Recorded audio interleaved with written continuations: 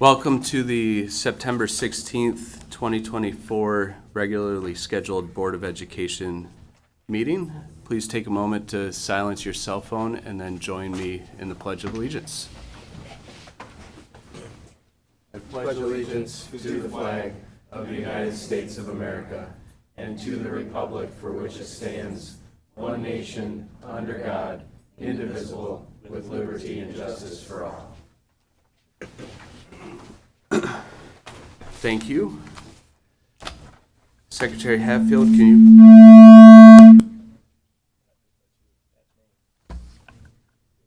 Secretary Hatfield, can you take roll, please? Absolutely. President Roush, Here.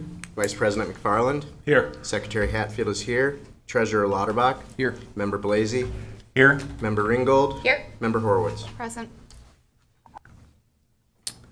So before we get into our agenda, I was going to hand the floor to Penny really quick.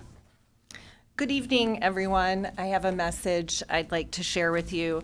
It's with sadness that I share that we lost one of our team members. Wendy Julian passed away on Friday. I talked with Wendy's husband, John, and have permission to share that she fiercely battled cancer for the past 3 years. Throughout her journey, she maintained her hallmark qualities of patience and positivity. As a special education teacher, Wendy touched the lives of many students. She cared very deeply for her students. She made a positive impact with her warmth, her dedication, and her unwavering commitment to helping every single child be successful. Wendy is a cherished colleague and friend to many. I see many of them in the room even here tonight, and had meaningful connections with a variety of our staff teams. She was a member of the Special Services team.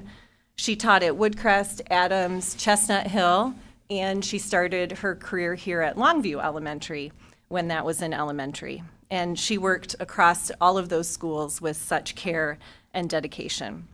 Our deepest condolences and sincere sympathy go to John and Brittany and Danielle and all of Wendy's family and friends. And I invite you to just engage in a moment of silence with me in honor of Wendy Julian.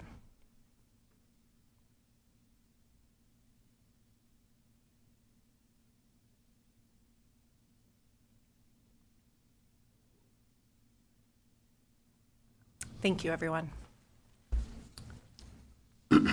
Thank you, Penny. Moving into our consent agenda, item 2.1, our approval of minutes from the August 19th, 2024 regular meeting and the August 19th, 2024 closed session. Item 2.2, the below staff announce their resignations effective on the dates listed in your agenda packet. Item 2.3, approval of the payment of the school system's bills for the month of June 2024 as listed in the check registers prepared by Ms. Holderby in the amount of $7,220,412 is recommended. The distribution of obligations by fund is included in the documentation in your agenda packet. And finally, item 2.4, approval is requested to authorize legal payments to the below list of professional legal fees. Taft for $1,777.97, and then a second one for Taft in the amount of $74.05. I move adoption of the consent agenda. Support. Motion by Lauterbach, support by Hatfield. Any discussion or questions on items 2.1 through 2.4? All in favor of approving the consent agenda items 2.1 through 2.4, say aye. Aye. Any opposed? Motion carries. Moving into item 3, Board of Education matters. The first on deck is one of the best every month. Item 3.1, Shining Stars. Penny. Good evening. I'm excited to rekindle our shining stars. We often take a break through those summer months, and wait until we get the school year up and running. Not that we don't have shining stars all through the summer, but excited to rekindle this. And I will invite Abigail Strebel to come join me. Hi. Come stand here while I say some wonderful things about you. Abigail joined our MPS team in 2022 as a math teacher at Jefferson Middle School, where she currently holds that position. She earned her Bachelor of Science degree in elementary education with a major in K-8 mathematics from CMU and is actually a graduate of Dow High School. She was nominated by students and parents, and while all nominations are special, I think it's a little extra special when students and parents take the time to fill out a Shining Star application. And here's what they said about you. You are extremely reassuring. You put students at ease knowing that you will help them succeed in your classes. You made students feel comfortable and confident that they're able to do their work and to be successful in your class. You've really taken the time to relate to students and are very quick to respond to emails and continue communication. And I think that theme of communication is so important with students and with families. Another nominee said, as a student, I feel that Mrs. Strebel always makes her class a place to look forward to. And I think that's pretty special, especially math, which sometimes gets an unfortunate bad rap, that kids look forward to coming to your class and that you work to make sure all students feel comfortable and connected in your classroom environment. Congratulations on being our Shining Star. I'm so happy for you. You're welcome.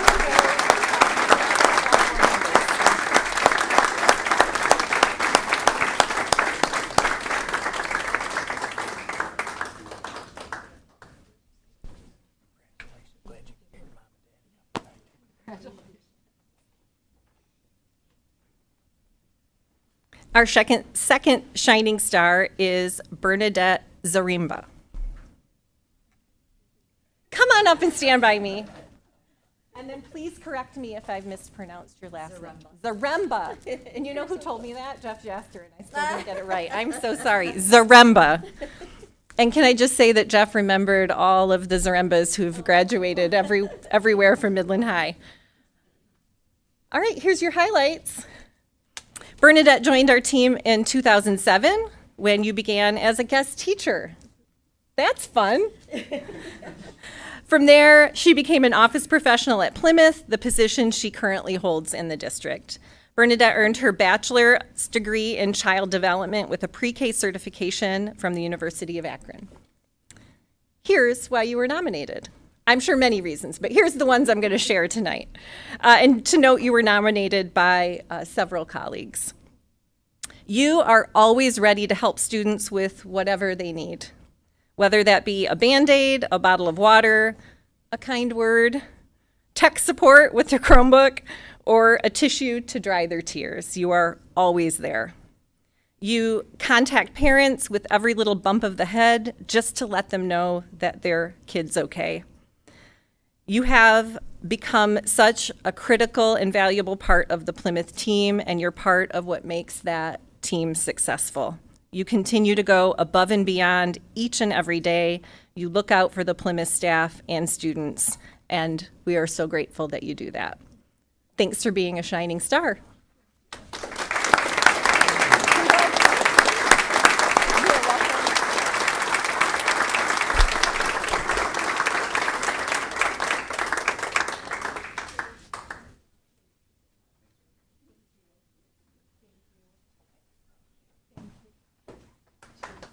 Shining Stars, your extra special gift is that you are welcome to leave now. Of course, they're welcome to stay, but please feel welcome to go enjoy this beautiful view. Thanks for being here.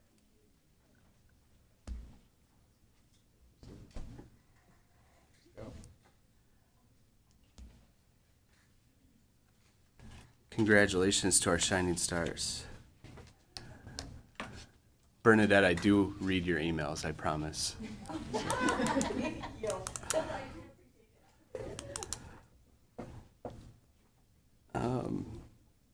Next up is item 3.2, Spotlight on Excellence.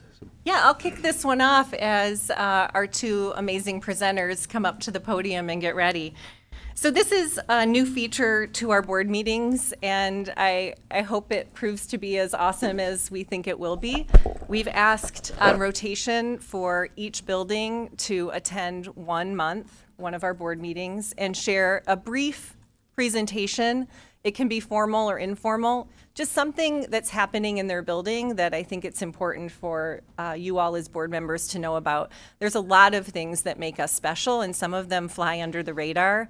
And this is just a great way to put a spotlight on the excellent things happening.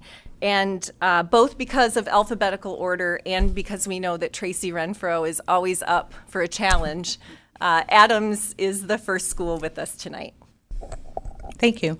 My name is Tracy Renfro. I'm the principal at Adams, and I am honored to be here tonight to talk with you about world language. As you know, world language is provided to all of our kindergarten through 5th grade students at Midland Public Schools elementary buildings. It's important for many reasons. Helps improve cognitive skills, creativity, multitasking, and academically, research shows that multilingual students often perform better and have improved reading skills. And we also know that learning a language fosters cultural appreciation, global awareness, and can prepare students for future opportunities in a globalized job market. As most of you know or may not know, Spanish is taught at Central Park, Chestnut Hill, Plymouth, and Siebert. Mandarin is taught at Woodcrest, and 4 languages are taught at Adams. We are proud to provide our students an introduction to Spanish, French, German, and Mandarin, while at the same time exploring the cultures of each. At Adams, 1 language is introduced each marking period, and at the end of the marking period, a celebration of sorts is held before the next language is introduced. Students participate in many engaging and fun activities while learning the language and about the culture. Our amazing world language teacher, Miss Kim McMahon, is with me this evening to share with you her Vintage Suitcase Interactive Museum project, which is being implemented this year at Adams.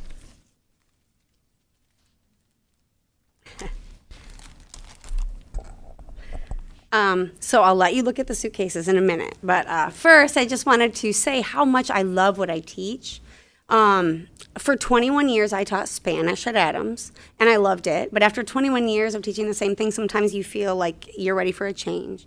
And when I was approached and offered the opportunity to teach 4 languages and culture, I was very excited.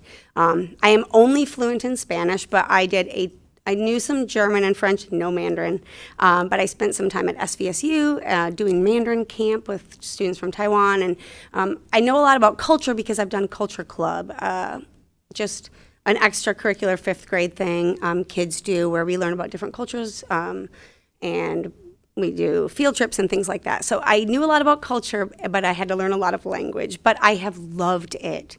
And I feel like it's been really powerful for my students because at the end of 5th grade, I feel like they're not saying, will I take language or won't I? There's like, which language will I take? And for me, that is so powerful as a language teacher.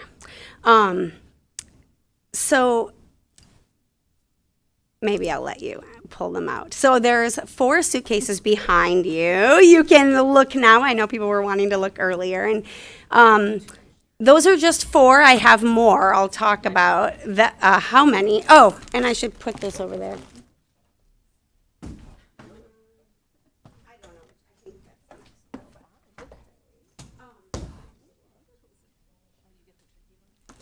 So you're the first people to look at them because the students have not seen them yet. I applied for a Gerstacker grant in December.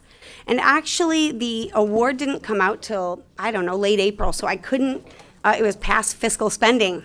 So I started in the summer, like just August 7th or something, I could spend the money. So things have been coming in slowly. I've been working on making these suitcases, and those are just 4. But I have a friend who had talked about seeing something like this at a museum. And I'd seen something like it before, and I started collecting vintage suitcases and then applied for the grant. The goal was like inquiry for the students and like wonder and cultural exploration. And also sometimes I have students who finish things, and this can be a way for my older kids, I don't know, probably not the younger ones, but for them to be able to have something fun to do, to look through. And there's lots of options. Each suitcase has a list of options of things to do. So there's artifacts and books and magazine articles and manipulatives and games they can play, and there's so many things. They're all different.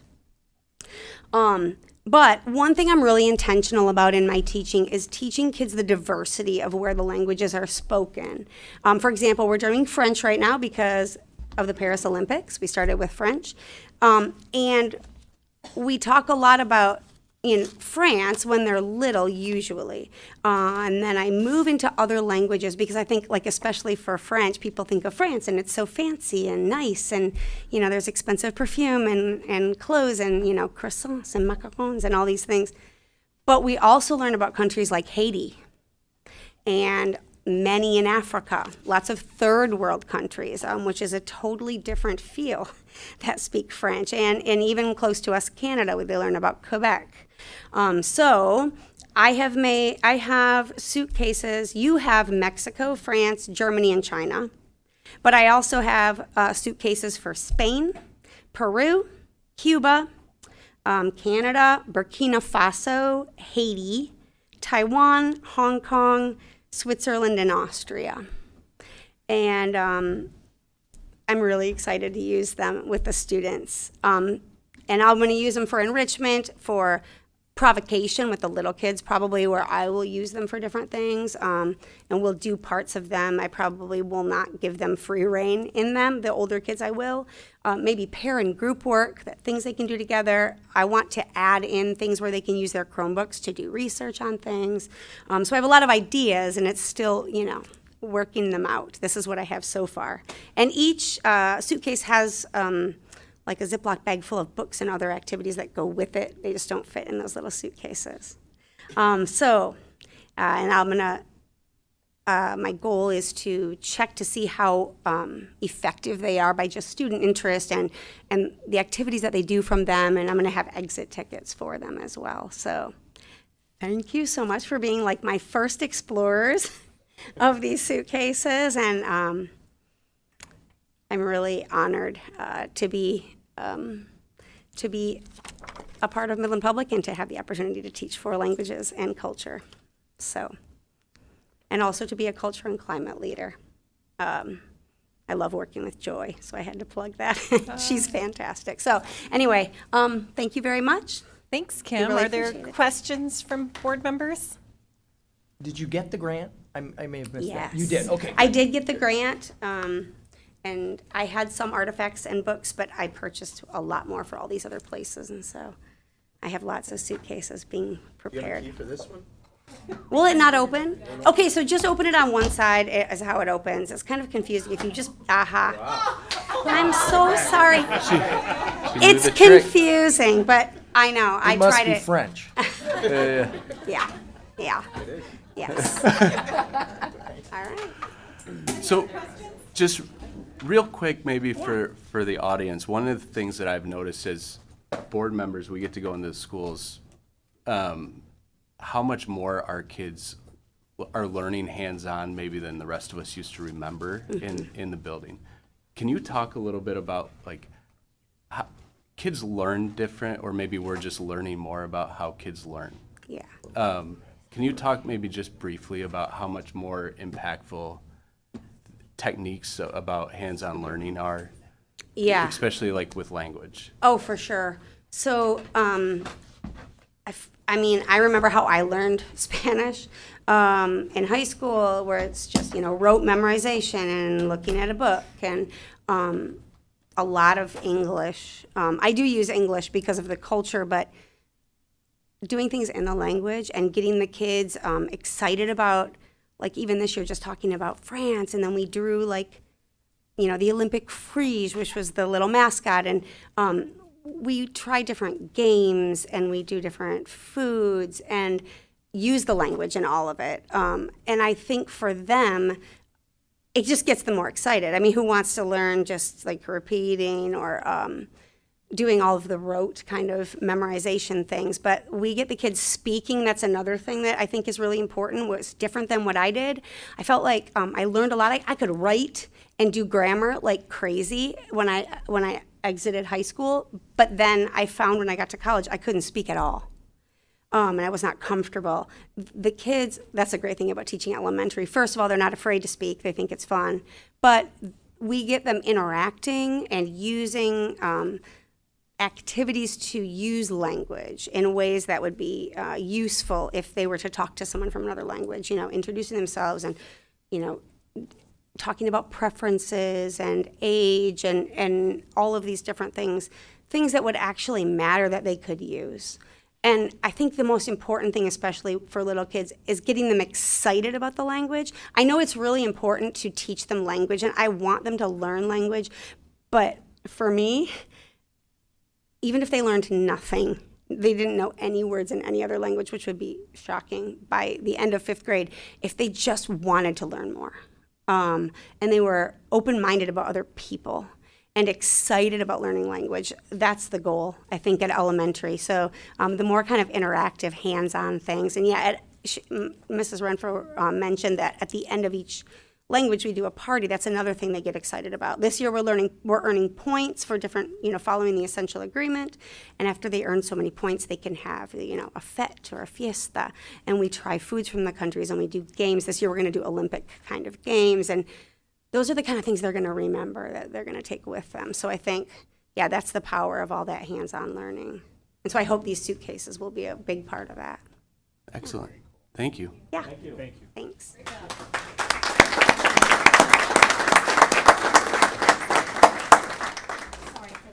No problem. This is really cool. Careful, only one side's.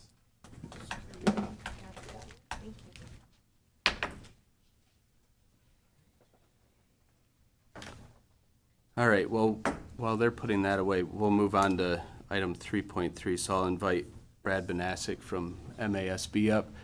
And Brad, before you get started, last meeting, I was responding to a public comment about our subcommittee structure, and I probably didn't answer it as clearly as I should have. So and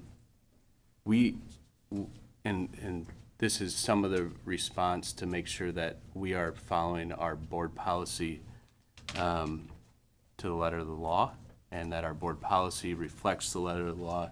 What I should have said is that our subcommittees are open to the public when applicable, which is what our board policy says. But we'll turn it over to you and make sure that we're have an opportunity to ask you questions and make sure to have a conversation about our practices and see if there's anything that we should change about our practices. But thanks. Thanks for being Well, thank you, and I really appreciate the opportunity to present to your board tonight. If I haven't had the chance to meet all of you, Brad Banasic, legal counsel for MASB, been with MASB for a little over 27 years. And one of the things I'm passionate about is the Open Meetings Act. I like read the cases, like getting out and presenting on it, and I enjoy working with school boards on it. I kind of take pride in our members complying with the Open Meetings Act. I read a lot of media articles on other public entities where the compliance might not be to the level of school boards. So I like to think that MASB plays a role in our members in complying with the Act. So as we go through the presentation here tonight, don't hesitate to ask questions. If I go over something too quickly or you want further explanation of something, don't hesitate to interrupt me. That's why I'm here, to assist with this issue of committees and compliance with the Open Meetings Act. So we're going to start broadly, and then we'll work our way into the issue of committees and being a public body and possibly being subject to the Open Meetings Act. So you see three key provisions of the Open Meetings Act. We'll look at these provisions, but more importantly, we'll look at the terms and then look at the definitions and interpretations of these terms, because it's significant in terms of understanding and complying with the Open Meetings Act. So the first one listed there, it's a general requirement of the Open Meetings Act. All meetings of a public body shall be open to the public. So I have two terms highlighted there. What constitutes a meeting under the Open Meetings Act, and if you are a public body as defined under the Open Meetings Act, when you are conducting a meeting, then you're subject to the act, and all your meetings must be open to the public. So we're going to take a look at the definition of meeting, and more importantly for our discussion here tonight, we'll look at that term public body. Clearly, it includes a school board. I think everyone knows that, but the issue is, does a committee include, or is a public body include a committee? All deliberations of a public body constituting a quorum of its members shall take place in a meeting open to the public unless a closed meeting exception applies. We'll take a look at the definition, or what the courts have defined what constitutes deliberations. Open Meetings Act doesn't include a specific definition of deliberations, but when a committee is in fact a public body, when it's deliberating, those deliberations it would be subject to OMA, but only if the committee is a public body. Then lastly, all decisions of a public body shall be made open to the public. This is an issue at times when you're in closed session. When you're legitimately in there and you're deliberating, under the Open Meetings Act, you're able to deliberate in closed session, but you always have to stop short of making a decision in closed session. So the definition of what constitutes a decision is important under OMA as well. So, definition of a meeting. You see that defined there in the slide: convening of a public body in which a quorum is present for the purpose of deliberating toward or rendering a decision on public policy. So, decision-making isn't the threshold issue when you have a meeting under the Open Meetings Act. It's also when a quorum is present for the purpose of deliberating toward the decision on public policy. So that's why we always warn you. When you're together as a quorum of the board, you have to be careful. It's just not, well, we're not going to decide anything here while we're talking about this issue, so we're okay. No, that's not correct. It's whether a quorum is deliberating on a matter that ultimately may be decided at some point at a subsequent meeting. So that's why it's always a good idea when you're, as a quorum of the board, you keep your discussions personal and not discuss anything related to the district or the school board unless you're in a public meeting. So also that element of just being deliberations being subject to the Open Meetings Act means when you're conducting a meeting, when there isn't any intent to make a decision, such as a work session or a study session or committee of the whole meeting, or even at a retreat, those meetings are still subject to the Open Meetings Act because you're deliberating on matters that likely will come before the board at some point for a decision. So that's why those discussion-only groups are subject to the Open Meetings Act. Now, the last point down there gets into a unique issue that looks at when you don't have a quorum present at one point, but deliberations are shared amongst a quorum of the board to the point where you're creating a constructive quorum, or what's called splintering the quorum. And I have an example of that in the next slide. Situation where members of the staff wanted to meet with 3 members of the board. So not really a great idea to begin with, kind of having that type of meeting without your administration being present. But in this case, the 3 board members agreed to it, met with staff members, and then a 4th board member wanted to be involved in that meeting, so showed up at that meeting that wasn't posted. It was meant to be a private meeting, kind of similar in a room like this, and the members who were present came up with the idea, well, when you look at the definition of a meeting, the quorum has to be present in order to violate the Open Meetings Act. So they thought, well, what we're going to do is rotate a board member into the discussion. Wait outside for 15 minutes, come in, another board member will leave, and then we don't have a quorum physically present in this room at one time, so we're good. Someone reported that to the prosecutor because under the Open Meetings Act, you can be sued civilly and then also prosecuted criminally for violating the Open Meetings Act. So this was reported to law enforcement. Prosecutor investigated it and determined that, yes, that was clearly a violation of the Open Meetings Act. However, even though a violation was found, did not pursue prosecution because there wasn't the intent to violate the Open Meetings Act. So just an example of thinking that, okay, we can circumvent the Open Meetings Act this way by just having less than a quorum physically present.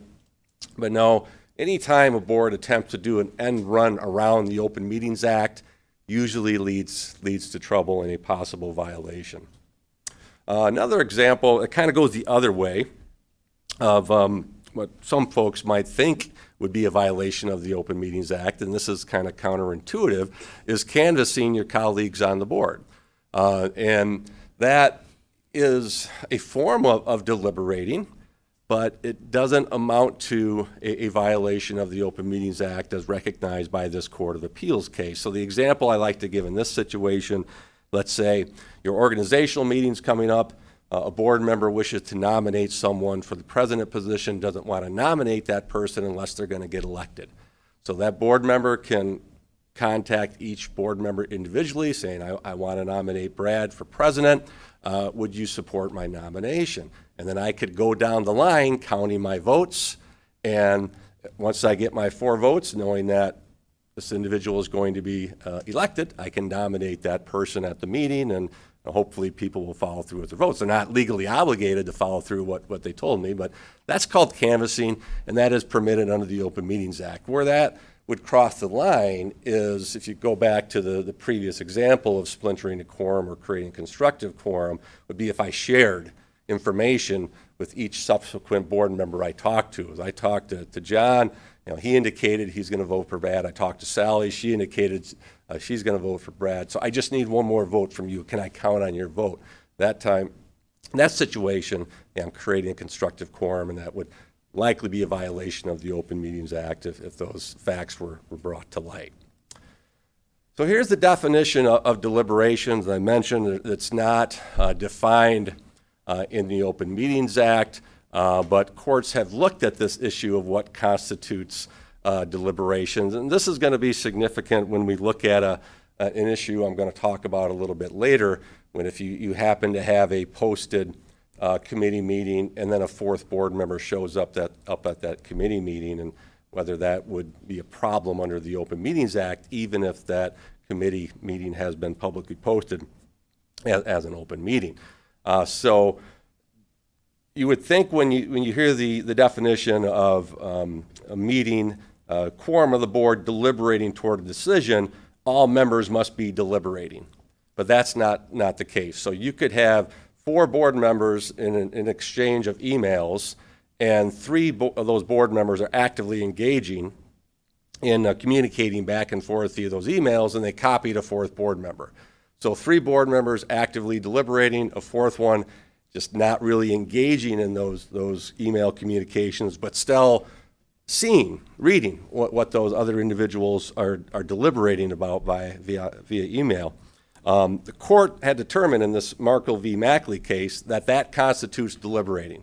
You don't have to have everyone that's part of that quorum deliberating in order to meet that deliberating requirement for the definition of being a meeting. So while there must be some level of discourse by a quorum of the public body to constitute a meeting, does not necessarily require every participant of the quorum to be deliberating in order to rise to the level of being a meeting. So before we move into the committees, any questions about any of the information we just covered? All right, so our school board meetings, or a school board committee is a public body for the purposes of the Open Meetings Act. So this has almost been a question that has been around since as long as I've been around in MASB. Prior to when I started at MASB, it used to be if your committee was less than a quorum, you had nothing to worry about. Didn't have any concerns about whether that committee meeting was going to be subject to the Open Meetings Act or not, if it was less than a quorum. Well, that changed with a court case that we'll take a look at in a minute.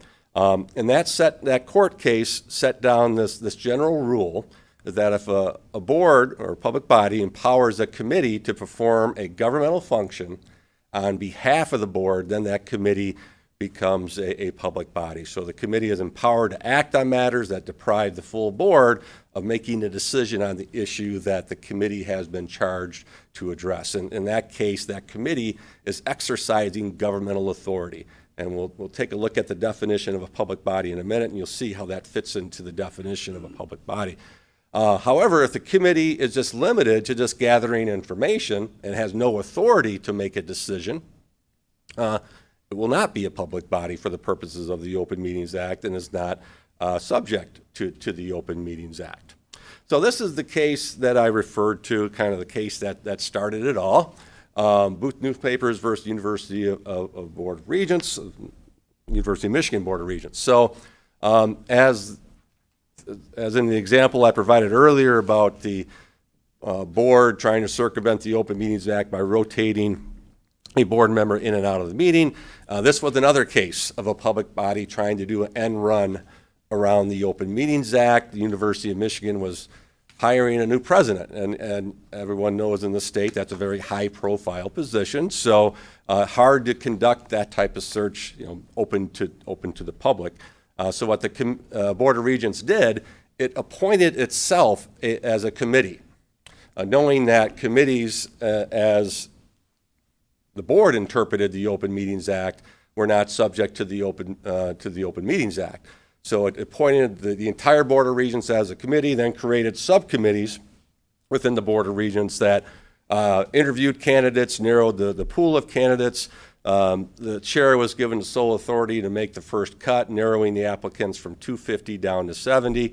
And then the chair of the committee, or of the committee and the board acknowledged during this case that, yeah, what we did as a committee could have been achieved in a full board meeting as well. So Booth Newspapers, and you'll see a lot of these cases, it's the newspapers who are the watchdogs of the Open Meetings Act, ensuring that public bodies comply with the Open Meetings Act and are fully transparent, sued the University of Michigan.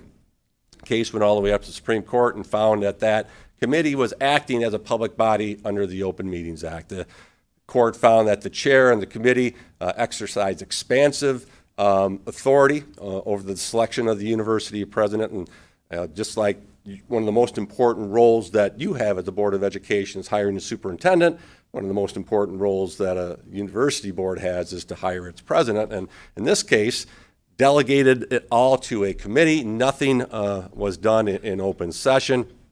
So the court found that in that case, the committee clearly was a public body for the purposes of the Open Meetings Act and was making decisions at the committee level that should have been made in open session by the full board. So that's the Booth Newspapers case. Then you have an AG opinion that was written after the Booth Newspapers case, and it was based on a set of facts involving a school district. A board created an advisory committee to study academic standards for athletic participation. So, High School Athletic Association sets the floor for athletic eligibility. Many schools go beyond that. I think it's you have to be passing 66% of a full class load. So if a district wanted to say, okay, we're going to say if you're just failing one class, you're ineligible for athletics. And that's what this committee was charged to do, to gather information, review the existing policy that the district had on athletic eligibility, and then make a recommendation back to the board regarding that policy. The committee was given no authority to change the policy without board action or to adopt a new policy or alter it in any way, just simply make a recommendation that the board would adopt in open session. So the committee didn't post any of its meetings, held them privately, and made this recommendation, and then this was reported to the Attorney General. Attorney General opined that this was not a committee subject to the Open Meetings Act. It was not a public body. went back to the Booth case, referred to the Booth case, saying that the Booth case in this decision was, or in this case, was not applicable, because significantly, the board did not delegate any decision-making authority to that committee. It was just simply authorized to study the issue and then make a recommendation to the board, so it was purely advisory in nature. So a committee that is just advisory, no authority for decision-making, committee is not subject to the Open Meetings Act. So two examples. One went the other way. This most recent example went the way of committees not being subject to OMA. Let's go take a look at an example of a committee being subject to the Open Meetings Act. Again, does not involve a school board, but a city council. And this involved an old high school. Old East Lansing High School was set right in the middle of a neighborhood in East Lansing. This high school had closed, and the school district sold it to the city of East Lansing. And the city of East Lansing had plans to make it into a community center. However, the fact that this was in a neighborhood, you can imagine that the folks in that neighborhood were very concerned about, okay, what were the traffic patterns going to be, and what's it all going to look like when this community center is complete? Is it going to impact our neighborhood in a negative way? So the city council created a committee to make recommendations concerning the development of the community center. Interviewed and recommended architects, construction managers, developed and recommended a site plan, determined tenancy guidelines. A boatload of decisions were made at the committee level. The committee held 19 meetings, only 3 were open to the public. So the folks in the neighborhood, feeling that they were shut out of the process of being able to participate in seeing how this community center would be developed, sued the city council, and the Court of Appeals agreed. And in this case, looked at the type of authority that was given to that special the special committee, and authorized it to perform a number of governmental functions that never made it back to the city council for approval. So the committee was authorized to make these decisions, and they did not make decisions at open meetings. And even though some of these decisions were administrative in nature, the court still looked at the authority given to the committee to make these decisions, and ultimately concluded that they should have been made and deliberated on in a public meeting. And because they were not, the city council violated the Open Meetings Act in that respect. So let's take a look at one more case that goes the other way, and this one involves a school district. The Detroit Public Schools Community School District, they were involved in hiring a new superintendent and created a committee to review organizations for conducting that search. So MASB has a search department, so we likely would have been part of this RFP process, but looked at a number of firms that had submitted proposals in response to the RFP, and then the committee was going to make a recommendation to the full board that would either reject that recommendation, approve it, and then vote on who the district was going to go with for its search firm. Well, the board accepted the recommendation without objection and entered into a contract with the firm. So, interesting case title, A Felon's Crusade for Equality, Honesty, and Truth. I'm not sure if anyone in this area is familiar with Robert Davis, but Robert Davis is a litigious fellow down in the Detroit area, an attorney, and used to be, I think it might have been the Highland Park Board, where he was serving on the board and was actually convicted for embezzling from the school district.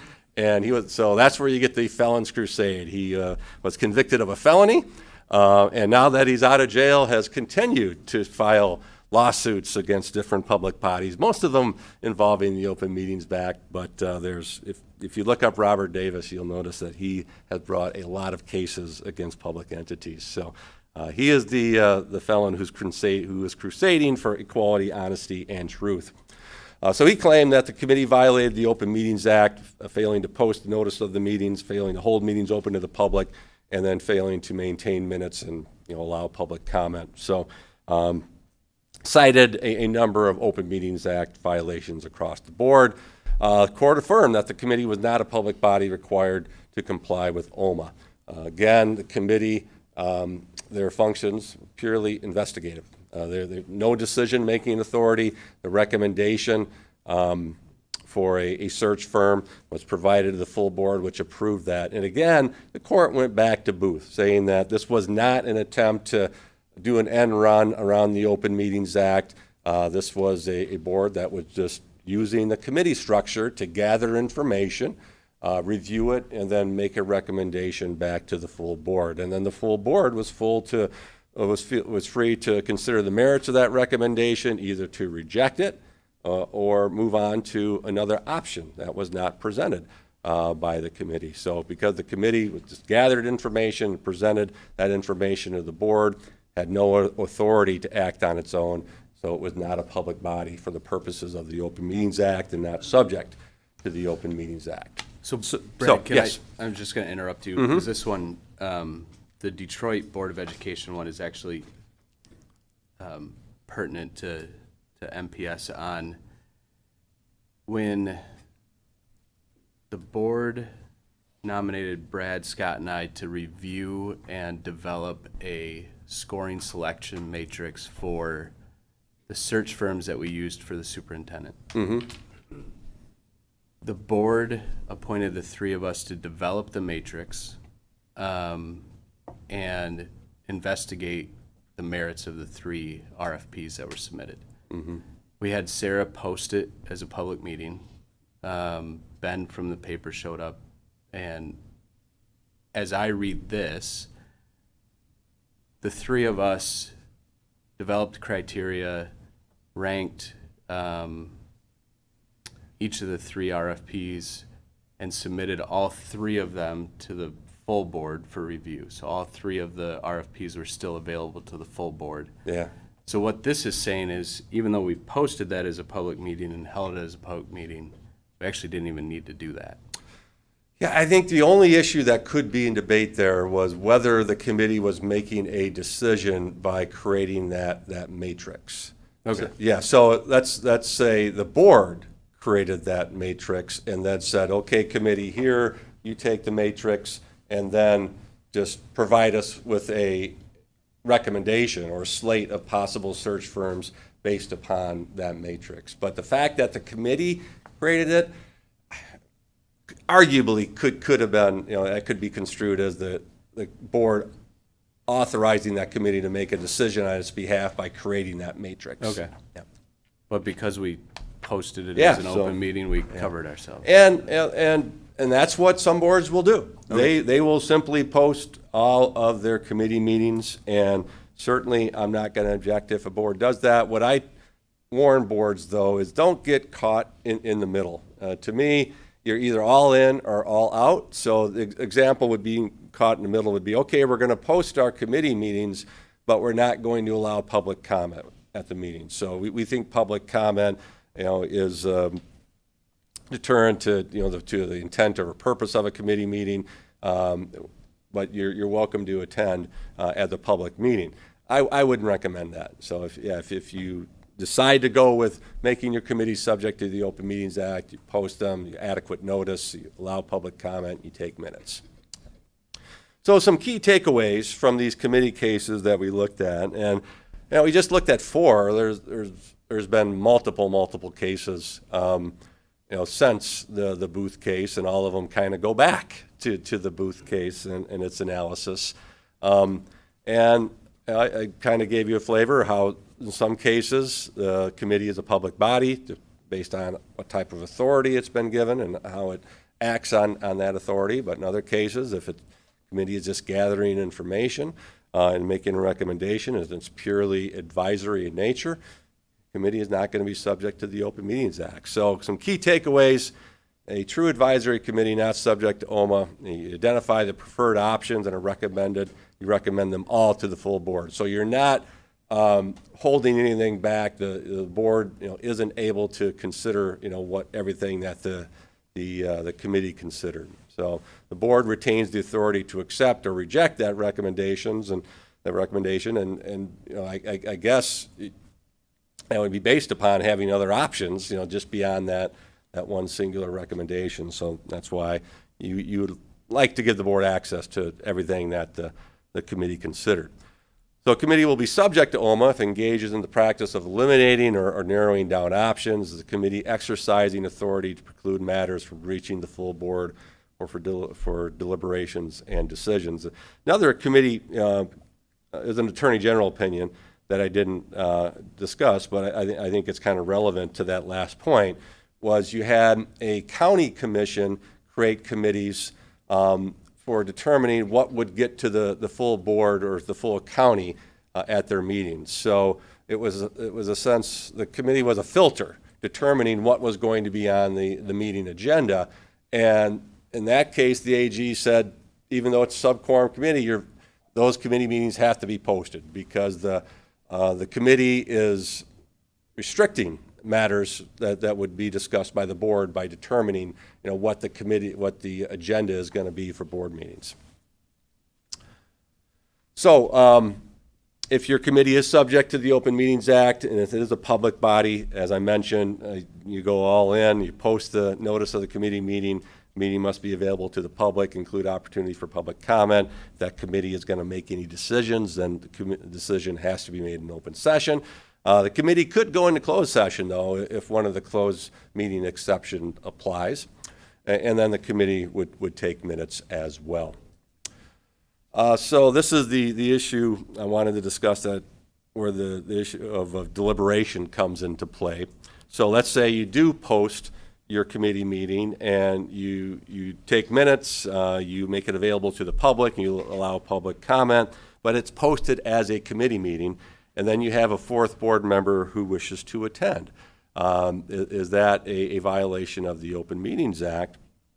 And in my opinion, it would be, even if that fourth board member remains silent. And that goes back to the definition of deliberations in that Markle v. Mackley case, where even if a board member is just receiving emails, not engaging in the back and forth of the emails, they're seeing what three other board members are deliberating about, according to the court, that was a quorum of the board deliberating. So same analysis could apply to a committee meeting that's been posted as a committee meeting. Fourth board member shows up, automatically, in my opinion, turns that into a board meeting. So it's been misposted, and based on court precedent interpreting the Open Meetings Act, that would be a violation of the Open Meetings Act. So if, in that case, you would probably want to have a special meeting if you have additional members wanting to attend a posted sub-quorum board committee meeting. And that's it. Happy to answer questions, that information I covered, or any other questions beyond what I've covered that may address the Open Meetings Act. Any board members have any questions for Brad? Well, my contact information is on the first slide. So you think of something after the meeting, don't hesitate to shoot me an email, give me a call, and I will respond accordingly. Thank you, Brad. Thank you. Appreciate it. Yep.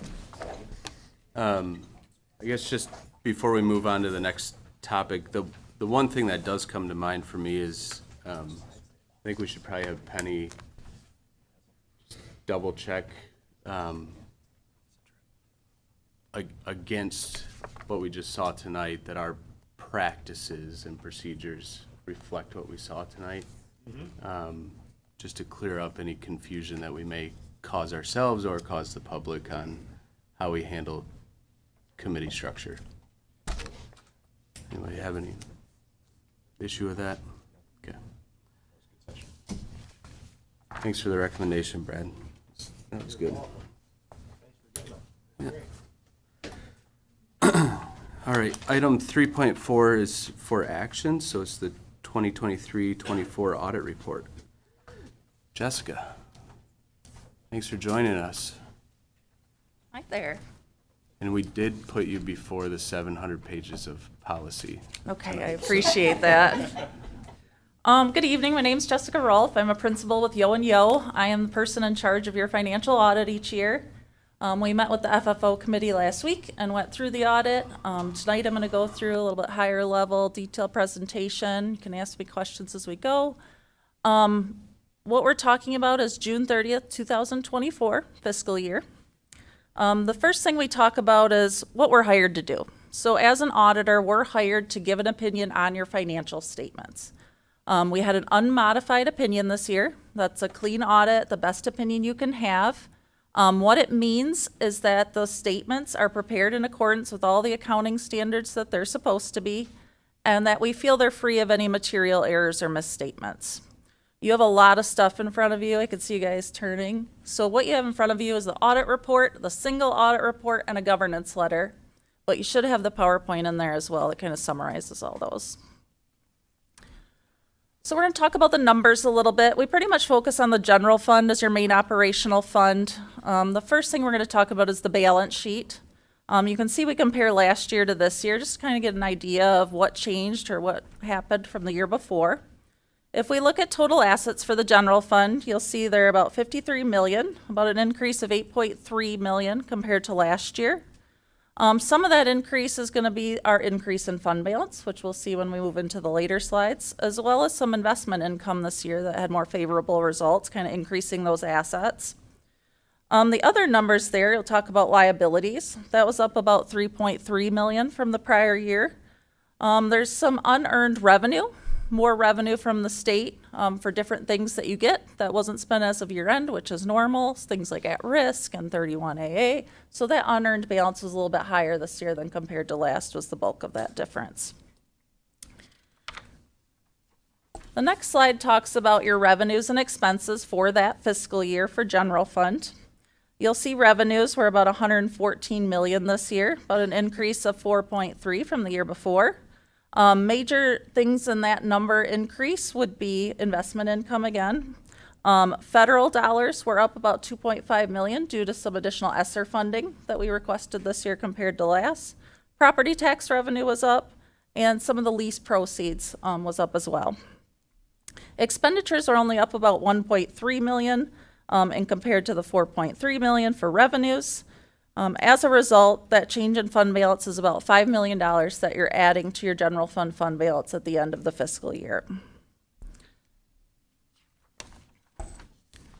We always like to look at budget to see how our planning went from the year of what we thought we were going to end up with as to where we actually were. You'll see the final budget was a deficit of about 2.2 million. We actually came up to an increase of a little over 5 million. Some reasons for that is actual employer costs were a little bit lower than what was budgeted. And there's a lot of uncertainty, as you guys are probably seeing, with all those federal and state funds, what's coming in, when we can spend them. So there ended up being, like I mentioned earlier, a little more unearned revenue than planned at the end of the year. So that'll get spent going forward. So those were the main things that kind of attributed to that bigger increase than planned. We just like you to see your revenues as kind of a percentage, where all your revenue's coming from. You can see the bulk of it is from the state, about 67% this year. That was 69% last year. The federal percent is now 6%. That was 4% last year, mostly those ESSER funds. So that big increase in draws this year for ESSER kind of swung that percentage a little bit. All the other ones were within the same or 1% of last year. Same thing with expenditures. We look at those by the different buckets. Every one of these was within 1% of last year, so expenditures are very consistent. You know, obviously the biggest expense almost any business has is salaries and benefits. You're at around to 82% there. That's about what we see at a lot of the other districts as well. Next, we look at that general fund expenditures, a trend over the last 5 years. You'll see that it has increased quite a bit in the last few years. And again, a lot of one-time funding. ESSER being the biggest one, but we've gotten a lot of one-time funding as part of COVID and other things that will be coming to an end soon. So I think you'll see that trend starting to move back down as we look at the future years. We also look at your revenues and expenditures on a per pupil basis. You know, typically we want to say that your revenues are kind of matching up to the expenditures you're spending and that they're going for the services that they should be. You see that little bit of a gap at the end for 2024 where those numbers were a little further apart. The reason is a lot of those ESSER funds, some of them could be used for supplanting. So they really took expenditures that you were already paying for with other funds and you could pay for them with ESSER funds. So that made that gap a little bit bigger, again, and adding to that fund balance a little bit. But as we move forward, that's going to close that gap again, and we're going to have to start funding some of these programs and different things that we did with one-time funding, and it'll probably start bringing that back down. We always look at the fund balance as a percentage of expenditures. There's recommendations from MDE and to make sure that you have a healthy fund balance, which you obviously do. Again, I just want to keep in mind that while that is a healthy number, that, you know, future of where funding's coming from is very uncertain in terms of the state and the feds and all this one-time funding. So while the number is healthy, management really needs to spend a lot of time and strategy as to how you're going to keep that healthy, and I'm sure some of those funds will go down as the years come and those funds are going away for those one-time things. Bond progress, so you do have some bonds ongoing. One is the energy conservation bond, pretty much complete as of the end of 2024, as you will see there. As a result, we submit a report to the state that says you are in compliance. We review things for your bond transactions, and when they're considered 95% complete, we report to the state. Next one here is your Series 3. You can see that one's still in progress. It had just started last year when I came to talk to you all, and now we're making some way, but still a ways to go with Series 3, so we'll be continuing to report on that for years to come. After the numbers, we talk about kind of where everything came out, right? Like you had an unmodified opinion, but did you have any findings? Did you have any recommendations? So there's a couple things listed here. The numbers we just went through are summaries of the financial statements themselves. We had no findings in relation to those financial statements. The other thing we do as part of the audit is we review and audit your federal dollars. There's a calculation we go through to determine which programs we test and which year. We tested Title I and nutrition this year. As a result of those, we had no findings related to any of those as well. To get an idea, we usually have about 90 procedures we do for each program. So it's a very detailed look at what's compliant and what the feds say you should be doing. So we had no issues with any of those. Other than that, the audit went really well as always. You guys have an amazing team here. I'm not exaggerating when I said for a district your size to be ready in the short amount of time that you are says a lot, and to have no audit entries says a lot more. It's almost a little bit unbelievable, I told Penny, but that's good. I mean, you have a great team, your numbers are good, you're always ready for us, and we really appreciate that relationship as well. Anything else I can answer? Just real quick, maybe a reminder or also a question. If I remember correctly, in this school year, we had a one-time flow-through for pension liabilities from the state. Is that correct? I'm looking to Brian. Didn't we have a one-time pay down from the state that flowed through? Or was that 2 years ago? Okay. So that, because I was comparing the salaries and benefits, okay. Because our general fund expenditures for fiscal year 25 are down from what we're showing here. And I was thinking that that was from the reduction in one-time flow-throughs, but that's not it.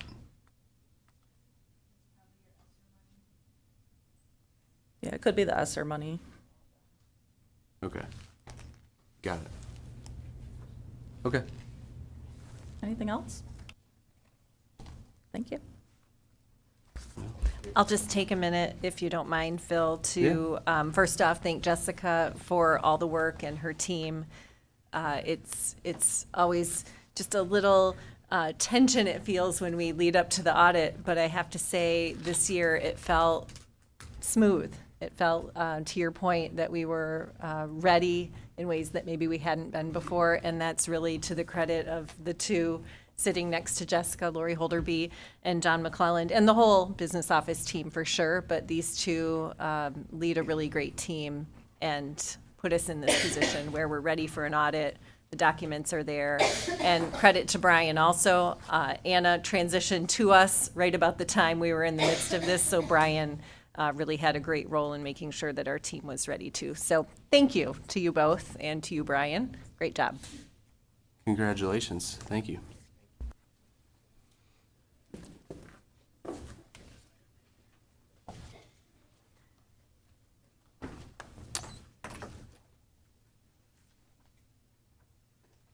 right. Next up. Oh, sorry. Good catch, Brad. Thank you. Can I get a motion to approve item 3.4, the 23-24 audit report? So moved. Second. Motion by McFarland, support by Lauterbach. Any further discussion or questions? All in favor? I would point out one thing, it's very minor, but we have unassigned and assigned fund balances. Yes, cumulatively, they have that number, but that one slide we kind of went through quickly. Unassigned spendable fund balance at June 30, 2024 is $24 million. Assigned fund balance at June 30, 2024 is $11 million. So those are siloed into very certain criteria that have to be spent in those silos. So the 24 million is available to us as general fund. The 11 million is exactly what it is. It's assigned to a fund balance and it is siloed money. So it's not a total of that 35 that is part of general fund, just as a point of clarity. Good highlight. Any other questions or discussion? All in favor of approving item 3.4, say aye. Aye. Any opposed? Thanks for catching me on that, Brad. Item 3.5 is the facility planning update. Just want to remind everybody where we're at. Again, to level set on some of the things that we've been discussing as a board. We hired French and Associates and Barton Mallow to do a facility study of our 11 buildings. The average age of our fleet is somewhere around 70 years, even with Central Park Elementary being a relatively new building. And we have some critical infrastructure needs. And in December, at our board meeting that is still on our YouTube channel,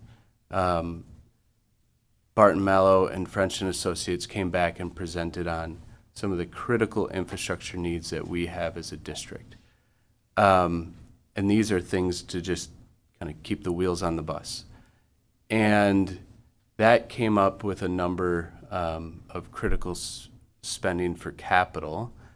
And then we also looked at some potential opportunities that we were looking at on a go-forward basis.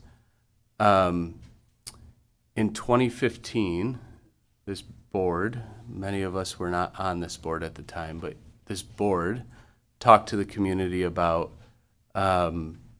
Northeast as a building that was at the end of its life in 2015. And the district made a decision at that time when we did the 2015 bond to be very strategic and limited in its use of funds to keep that building online. And we have now hit that 10-year mark. As wild as it sounds, that 2015 was already almost 10 years ago, but we've now hit that mark. Over those last 10 years, we've been very limited in our spending. Off the top of my head, I know we did a little bit of roof work over there, and then we've put some auxiliary air conditioning units on windows and door and walls. But that building is at the end of its useful life, and we've looked at, can we retrofit it? And what would the expenses of that be versus building a new? But we're at this critical inflection point for the district where that building needs to come offline and we can replace it on its current campus, or we can have a collaborative community conversation about what the future of our district looks like. And one of the potential options that we presented at the board meeting in December was one potential solution would be that you actually look at a community high school model, one high school for the city of Midland, And what that would do for us is actually combine at the junior high and 5th, 6th level as well. Obviously, those two options have their own positives and negatives that I, as a parent, vacillate between personally myself, and I know a lot of community members do as well. I think one of the interesting things about the two options is within the rounding error of the engineering estimates, they're about the same price tag for the community if the community decided that they were going to support the construction of new facilities. So I'm really excited to have a conversation with our community about what we want the future of our district to be. Our district is one that is defined by excellence, and at its height, it had 15,000 students. When I went to school here, it had well over 10,000, and we're at 7,000. And I think we've stemmed the tide of district with declining population, and we're a flat population district, which is great. And now we need to make sure that we're right-sized before we ask the community about investment in our infrastructure. And what does our infrastructure need to look like for the learning environments that we want our children to be in the next 20, 30 years to come? So as we move forward, we had this facility assessment and report in December. Again, that's on our YouTube channel, but that's kind of a long way. It's a long time, a lot of time to digest the conversation. This summer, we met with various community groups, whether it was the Community Foundation or Chief Ford or some of the different family foundations, the ESA, various partners that help with before and after school care, and looked at some initial feedback from our community. And now we want to take an opportunity to really hone in on feedback from our parents, our students, and our community on two questions. One, will the community support us in investing in our facilities? And if so, what should that investment look like? I will be the first to say that I don't have all the answers. I don't think anybody on our board has all the answers, and I don't think our administration team has all the answers. But what I can commit to you is we will take your input and seek to find the answers. Penny and her team have already started to work with other districts that are of similar size that look at either a community model or a two high school model. You don't have to look that far to find districts of both designs. And looking at how they've implemented both structures. She's also started to work with Central Michigan University on what does the research say, what are the benefits from a curriculum and social emotional standpoint for our students, and what are the downsides of both models. So those are going in parallel of a community input opportunity, and over the next 2 to 3 months, what we are intending to do and what we will do is start these focus groups and public surveys to the entire community. when we, I'll talk about the focus groups on the next slide, but when we actually email out the survey, what will come with the survey is a link to about a 10-minute video that Penny will record to explain some of the problems that we're facing with our facilities and some of the potential opportunities and solutions that her and her team have thought about, and as they've worked with the engineering firms, what those potential solutions would look like.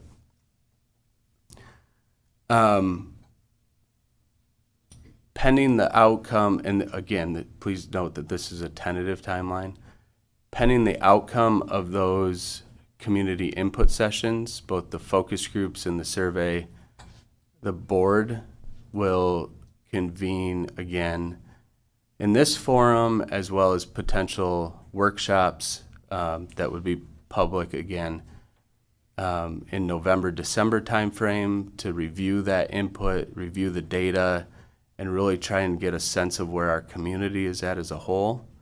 Also considering those other factors that I talked about, whether it's the research and input from other districts, and really try to pull together this collaborative community conversation. If the board feels that we have had that constructive conversation and have the input necessary to actually make a decision, that we would put forward a potential vote to the voters of our district, we would need to make that decision probably in December so that it would be on the May ballot. Again, that would be a tentative timeline. There's nothing saying that we have to make that decision at that time. And it's our decision to make as a community. So that's kind of the timeline, and I'll have Sarah flip to the next slide. So we are working with a team that specializes in pulling these focus groups together. And we have randomly selected individuals from each of these groups to try and host focus groups or focus panel groups with each of these individuals. So longtime residents in the MPS district, business and community partners, nonprofit partners, MPS preschool and elementary teachers, MPS secondary teachers, MPS non-teaching staff, specifically high school students, preschool and elementary parents, and then secondary parents. And I think what you can see here is we've tried to cover a wide variety of stakeholders, whether it's taxpayers, parents, our students, our staff, our teachers, to try and make sure that we have the most inclusive representation of our community throughout this discussion. And each of these groups of important community members are going to bring different perspectives, pros and cons to the table about potential solutions and next steps, and frankly, identify opportunities that we haven't thought of as other potential solutions. I think as we go through this, one of the things that I'm really excited about is the opportunity to make the two potential solutions even better, if that's what the community chooses to support. And then do we have one more slide? So the community survey, said I'd talk about this a little bit more. The community survey, our intent is to put that out September 27th through the 11th with a video that explains the needs that we have in the district right now, and some additional information about the scenarios. There'd be a digital survey that would accompany this video. And the intent of the video is to make sure that we give you as much information as possible to be able to answer the survey.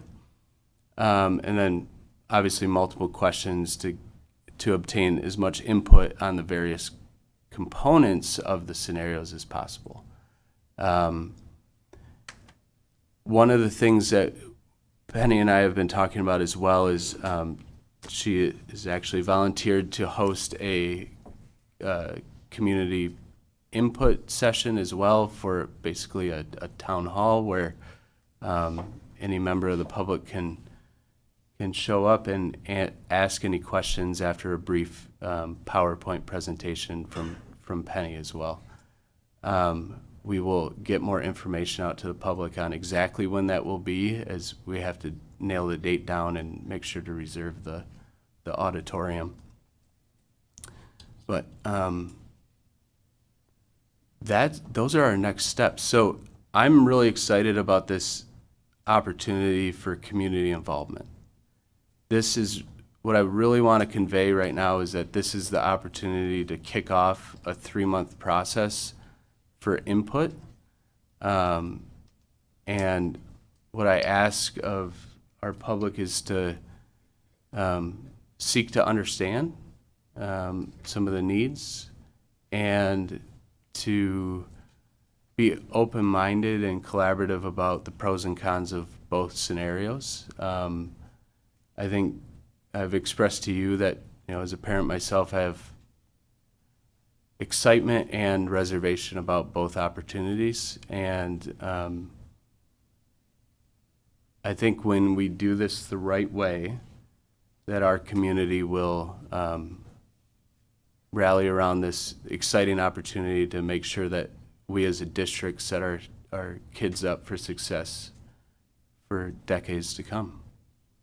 So, Phil, I'll just offer, we will work hard to get that survey out through all the networks we can. We'll ask some of our community partners to push that out as well. And we can have paper copies available here at the Administration Center for folks who prefer paper copy, and then we will manually upload that into the survey system. So if, just want it to be known, if someone desires to fill out the survey and needs assistance in some way, we'll work to provide that. I also just want to, Sarah, if you could go back to the timeline. I want to convey to the board that we don't have a special workshop. We have our standard monthly meetings. I'll be taking a look at that with Phil and seeing where we can plug in potentially an additional workshop. If the survey data and focus group data is compiled and available to us as early as October, we could begin those conversations and analysis at our October meeting, which could position us for some additional conversation and even potentially a preliminary decision point in in November. Again, to Phil's point, you all could say, no, Penny, go back and get us more information. It's not conclusive enough. We want to explore other options, so we know that's always on the table. However, if we do feel we have adequate information and you all feel that you're at a decision point, of course, there is a timeline we have to follow with some of the procedural pieces with the state, which is part of what will drive this.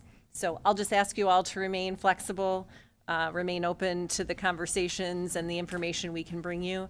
And as we progress, we'll continue to sharpen what that specific schedule will look like. Sarah will be in touch soon to make sure that we can identify an additional date, maybe in that October space between the October and November meeting for a workshop potentially. And then, of course, we'll post that as we do our meetings. thanks, Penny. I'll just remind to the public, if you have additional questions and want to reach out to us as board members, there is a board email account that goes to all of us. So feel free to email us to the board email account. And we've had, I think, one person that's emailed us in the last month. So inbox gets a little lonely at times, and then it think we had a couple people that emailed Sarah directly, and then she passes those along. But don't forget, we are accessible and want to hear your feedback. I did want to point out that the focus groups are facilitated by a contractor, that a third party that we have hired. That will not be done by this board or the administration. So we have contracted for that so that we are not a part of that process at all. So that people are very free to speak however they want to speak in those focus groups. One other point that, two, that I want to make, when these surveys come out, it is so important to take the 10 minutes and click on that video link. There is a ton of information in there that you need to digest so you can make an informed decision. It will tell you that within the end price, there's a lot of stuff that has to happen, regardless of whatever option we look at. There are needs that we have to take care of with this next millage, or with this next bond. And that's all explained very clearly and very methodically in this video. And it's done in 10 minutes. It's great. It'll be very succinct and to the point. Penny's making it, right? Brian, is that where you guys landed? Or is that still up for debate? 10 minutes, maybe 11, we'll do our best. All right. And the other thing to understand and appreciate is that this is not going to happen overnight. This is not going to happen next year or the year after. This is probably at a minimum, 3-4 years out? Assuming that we stick with this timeline and we come to a vote or decision in December and we go to the ballot in May, there's a lot of work that has to happen by the time we get to that point, and then go through the construction process. So this is nothing. Well, maybe my youngest son may see some result of how this shakes out, but for a lot of us, it's not going to have any direct impact on our kids that are in the district now, but this is certainly going to set us up for wild success in the future. To that point, Scott, looking at the May, one of the questions I've been getting is, well, why May? And yes, it's a 3 to 4 year process, like before we see any results, but we also have needs that need to be dealt with sooner than later, which is why May. And I don't know if anybody else wants to, Penny, if you want to speak to that more about, but if we can get it on the May ballot, that puts us being able to actually start doing things sooner than waiting a whole nother school year and making it 5 years before we're looking at any of these things. So, yeah. So I can put a number to it, generic, something that we've gone through and studied that's been presented. No matter which way we go, if we don't go for the bigger ticket item of doing all of Northeast and or going for one central high school, generic number, 50 million has to be part of this vote period to be able to maintain the district. Nothing new, but that's a baseline of that you'll see in presentations as part of all of this, as well as we saw that back in December of 2023. So 50 million, we have to have that to keep the district running with a lot of roof replacements and infrastructure items. So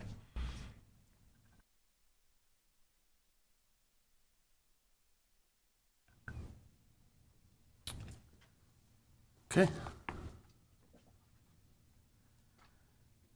All right, item number 4, request to address the board. First on my list, I had Renita Bonadis. And for the public, one of the things, as I was reading through our 700 pages of bylaw changes, that I admit I had not practiced as board president was, we do require name and then address. And if you're not comfortable stating your address, please give it to Sarah afterwards. Appreciate it. Good evening. My name's Renita Bonadis, Homer Township. After the closed session on August 19th board meeting, Joe and I came back in for final comments. There was the comment, which President Roush referred to, that said committees are posted on our website for each of the dates and times when we do meet, and those are open meetings. I sent an email and requested a copy of the posted meeting schedule. I never received that document. Rather, I received an email from President Roush, which basically summarized what he said at the beginning of this meeting, that he had mistakenly and needed further clarification. And that they did have a practice of posting when subcommittees do meet, and the need of an open meeting will continue. But how would the public know if it becomes an open meeting other than seeing a printing on the building? Because we don't all walk past the entrance to this building to know if there's a public meeting from one of these posted meetings that shifts. The comments at the last meeting seem to be an allusion to the public that the school board is being open and transparent with the community. If there is nothing to hide from the public and the community, and the district is being as transparent as they want the community to believe, why aren't these meetings open to the public? And by the way, Joe and I did go to the FFO meeting on last Monday, and we were called aside by the superintendent, who told us that we were not allowed to be at the meeting. That actually was not her position to do that, as it's not her meeting. It is the committee of the board that, and the chair would have been responsible for that. We elect the school board members, and they give their authority to the superintendent, which is their employee. Also, I noticed that over 8 years of meeting agendas and minutes seems to have disappeared from the website. The archive went back to early 2012, but when I just went back and was looking for stuff, it only goes to October of 2020 now. And I'm just curious if that was an intentional or an oversight when the new website was set up, because that seemed like a lot of data to just disappear. Finally, my question is this.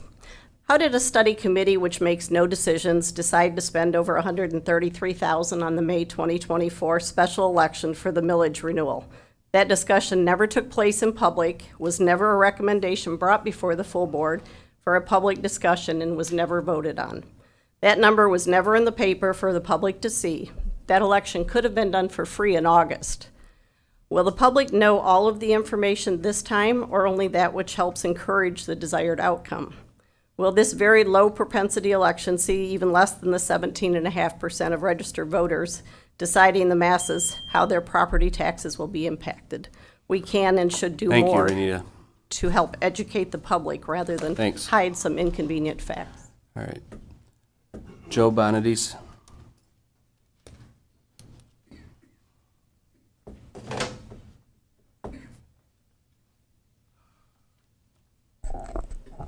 Greetings. Joe Bonadies, Homer Township. First, a disclaimer. I am not a bond expert, but I do algebra fairly often, so I would like to go over some facts and some projections for the 2025 bond adventure. First, the 2015 bond was for $121 million and resulted in 2.95 millage rate. Less than 1 in 5 registered voters inflicted this cost on the entire district, and yes, landlords do pass that on to their tenants. So $100,000 taxable value costs you $295 a year. I was not able to find the interest rate for the 2015 bond. Moving forward to the 2025 bond plan, while interest rates are likely to increase in the next year, I'll assume the interest rate will be the same in 2015. Thus, it will be 2 to 2.5 times as large a millage rate as 2015. And as this bond goes further in its life cycle, the state may max out the taxable value increases as they have the last 2 years, which is a de facto school tax increase added on by inflation each year. Additionally, higher interest rates on the bonds later in the term will mean that there will be less capital available for projects with a fixed millage rate. And finally, a lot of people in this county do not have income keeping up with inflation. Thanks to these joyful facts, yet again, we will find this bond vote in a single issue election, probably in May, which will again suppress the vote. Hopefully I'm wrong and the public will actually show up this time. So the ask from this dose of malinformation, i.e. that which is true but inconvenient. 1, what is the anticipated interest rate profile for this bond, optimistic and pessimistic versions, please? 2, what is the resulting millage rate from these different versions across the $200 to $300 range? And 3, based on the few early comments on input requested for the bond plan, you're going to ask for a lot of feedback to shape this. Based on the poor showings for superintendent search meetings, the front-end communication needs to improve. Unlike the superintendent search, all property taxpayers will be directly impacted by this. Finally, the 2023-24 school reports came out. Congratulations. MPS eked out over a level of half the school third graders can read at grade level, moving from 48.3 to 50.3 in the last school year. Your frequent talking point is, we're one of the best in the state. But adding to that missing context, Michigan is in the bottom 10 states. Thank you.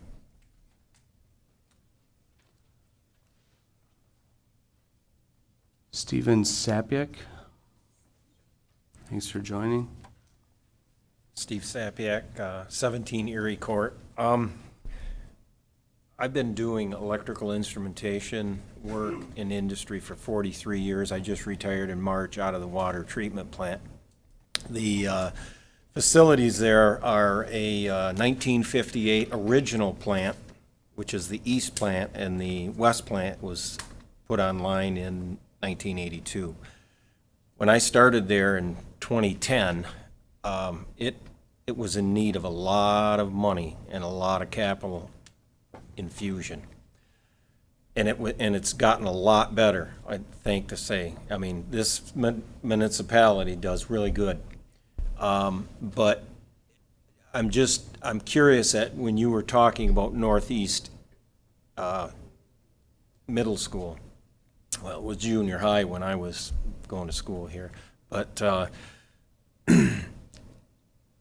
you know, I get the roofs, you know, because we had roof issues where I was in Bay City at wastewater. I also went through a $53 million upgrade in 2001 when I worked there as an instrument tech, so that was a huge upgrade. So I understand about infusing capital, but I think you're really reaching here by putting out another, you know, a new building, especially for a high school, and combining it all into one. I think it's a bad idea. And I graduated out of Dow High School, 1976, so that was a fairly new school. It's well maintained, I gotta hand it to you. You do a pretty good job with that.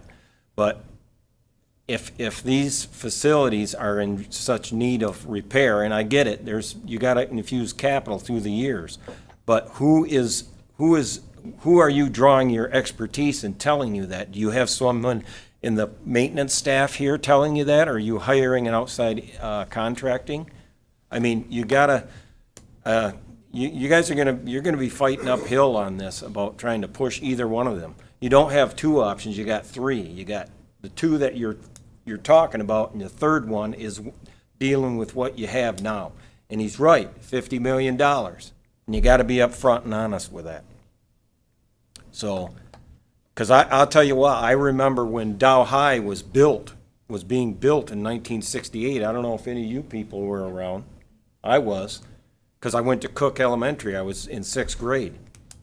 So I remember when they had to stop building that because they ran out of funds.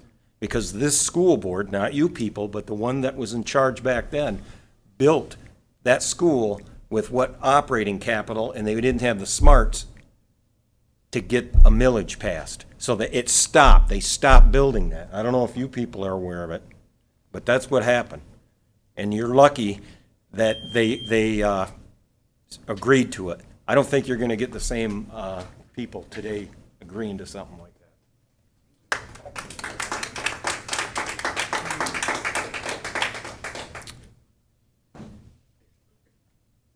Jennifer Farron.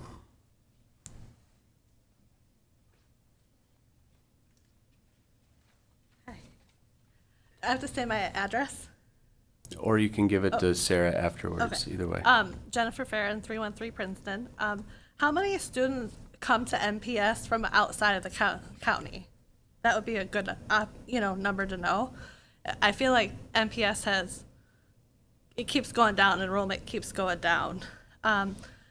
Would scenario number 2 be located north of the mall?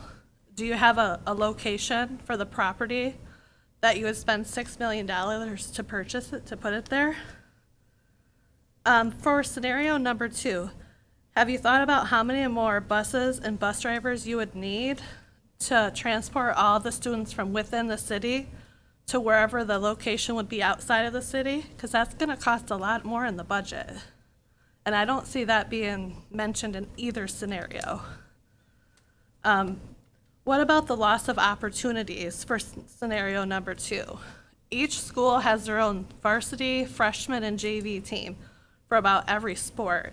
Combining option number 2, there's going to be students that lose opportunities for scholarships. Only the best people make the team, whether it's the drama club, the sports team, the band has to combine. So, I mean, there's a lot of opportunities that are going to be lost. Would MPS change their competitive ranks if both schools combine, where our class size change? Because right now, like, we play Mount Pleasant, Bay City Western, Freeland. Who will we play then? For scenario number 2, would we have to go to Detroit, Grand Rapids? Do you have busing for students? You know, the parents won't be able to attend a lot of the games. I mean, we work and, you know, have a busy schedule. So those are all options that I see wrong with scenario number 2. Also, the second scenario with the combined high school, you have it at $209.3 million, but it doesn't include, there's no auditorium, there's no stadium, and there's no pool. Combining them is almost close to $285 million. I mean, are you going to have students that travel elsewhere to practice? I mean, are they going to still use Midland Community Stadium for games? They're going to have a school with no resources. I mean, I just don't think option 2 is planned very well. You know, I mean, I can see refixing Northeast. My mom went to school there, and she's almost 70, so I can see that. I see from speaking to Phil earlier today that we need a new elementary. We're at capacity for the elementary students. I can see vision 1, but I just can't support vision number 2. Thank you.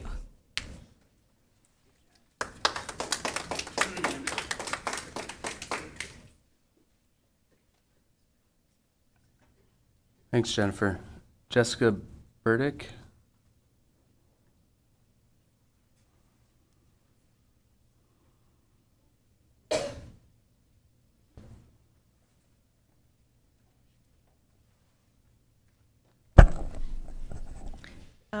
Hello, my name is Jessica Burdick. I live at 717 Maple Street, and I'm a parent of a Northeast student.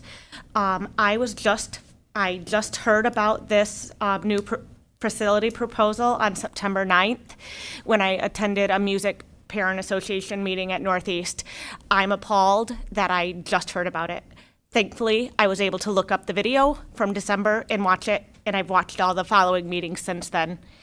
Penny, in the August 19th meeting, you I can't read. You talked about the focused groups by invitation only. Again, why is that by invitation only and not open to the public to let us know what's going on and to be able to share our thoughts and concerns? Obviously, that was addressed at the beginning of this meeting. I have many questions that my 3 minutes will not allow, but there were also A through I options. That's 9 options that were not really discussed. Only the first 2 were discussed. Why does the public not have a vote in this? Other concerns that I have, your building limits, the graph that Brian showed in the December 18th meeting, the new high school would have a building capacity of 1,900 students with a current enrollment of 1,842. That's not a lot of room for an influx of students. The Midland High, which would go to the 7th and 9th grade students, has a building capacity of 1,700 with a current enrollment of 1,814 students. Again, not a lot of wiggle room. What happens with our teachers? Penny, you stated that teachers are one of the most important factors in our students' learning. There's no way this new school plan would need the amount of teachers we currently have.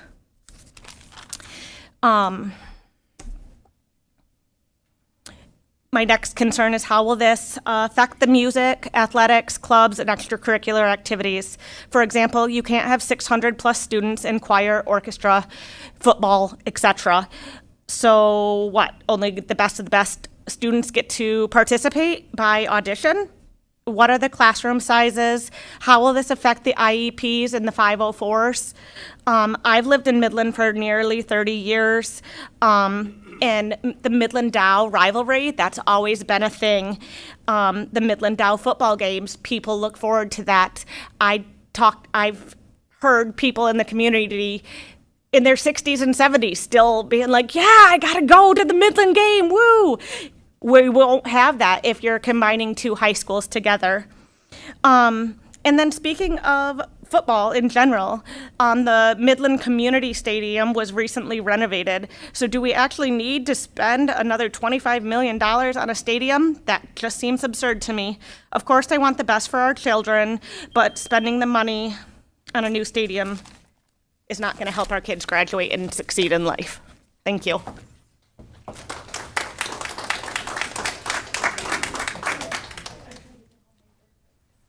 Thank you, Jessica. Anybody else?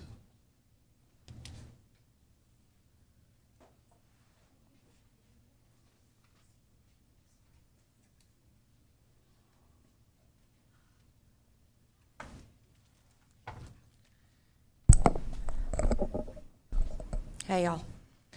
So I've been here about a year and a half. I've been gone about 18 years.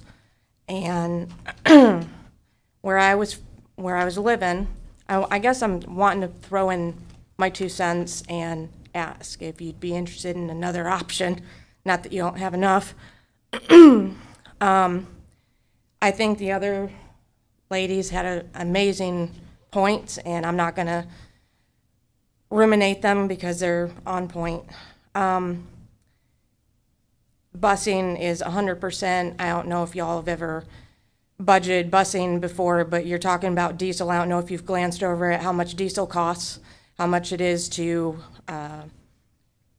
replace a bus, and what tires will look like later down the line when they're skidding off the road. I don't know where you plan on putting this new school at, but if it's on one of the highways that don't get a lot of traction in the winter, you're going to have a hell of a time with buses sliding across the highway, which nobody wants. But my suggestion, where I was from, they split all the schools up, and you have about 6 schools. And we did pre-K and kindergarten in one, first and second in another, third and fourth in another, fifth and sixth in another. 7 and 8 was the middle school, and then we had 9 through 12. If you're suggesting dividing for age, I would suggest dividing Midland and Dow 10th and 11th, and then, or 9th and 10th, and 10th and 11th. That way you still have your rivalry, you still have your high schools, but you divide the age gaps. If you're wanting to decommission Northeast, I would put Central Park back as to the intermediate it used to be until you can get Northeast back online, and then do as you need to with that school.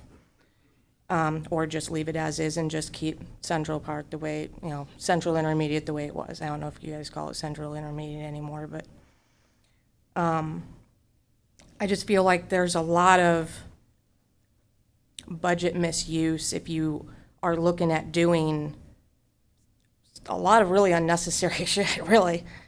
That 50 million that you're talking about for Northeast would be more than enough to cover what you need.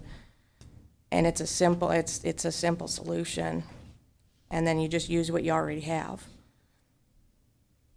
I don't see why you'd need to add more, because what happens when your tax, your school taxes, a lot of these people, that are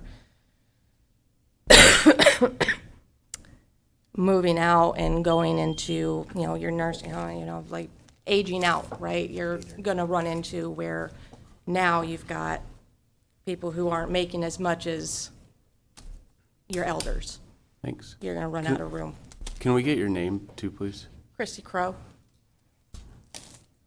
Thank you. welcome.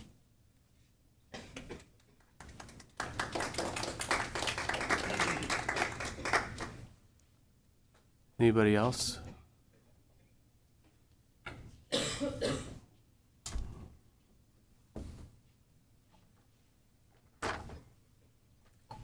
Hi, my name is Catherine Mayville, and I'm here in Midland on Buchanan Drive.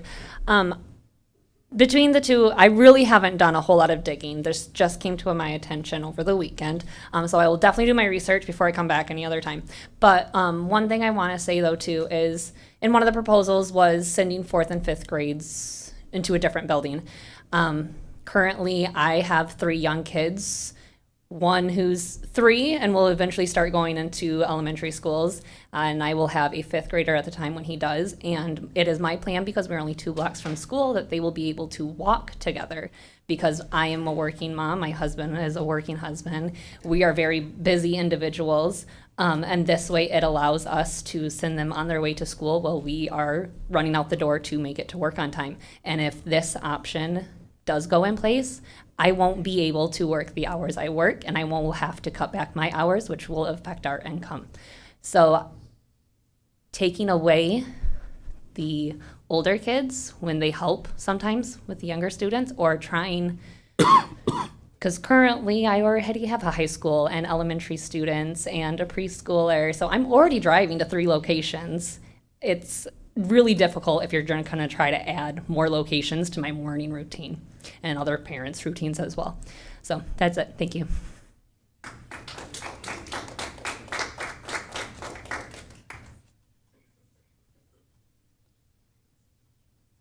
Anybody else? Come on up.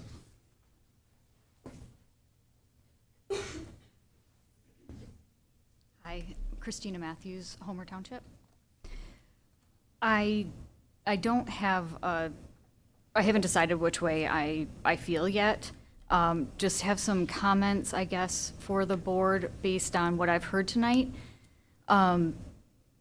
It was said that the enrollment has gone down from 15,000 at the height to 7,000. But in one of the videos I watched, it was said that we have enrollment increasing. So if you could address that at some point, I would like to know if it's increasing or decreasing more. That would be nice to know. Also, with the looking at other districts and how they have gone with similar designs, are the communities kind of the same? Because Midland has a good sense of community. And with the different high schools, someone had mentioned the rivalry between the 2 schools. I would like to know how the other districts that changed from 2 or more high schools into a community high school, how it changed the culture with the students and the interactions. I would really like to know that, if that information can be obtained. Because if it's going to really change the culture of the school, like increasing bullying, the loss of extracurricular activities for the students, that would be important to me as well, for my kids. And was there an increase in bullying? And that's it. Thank you. Thank you.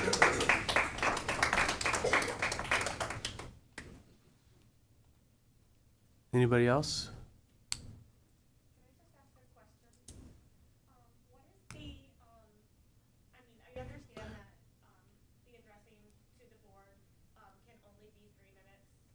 Is only 3 minutes, because you don't know how many people you're going to have addressing the board, and people don't want to be here all night.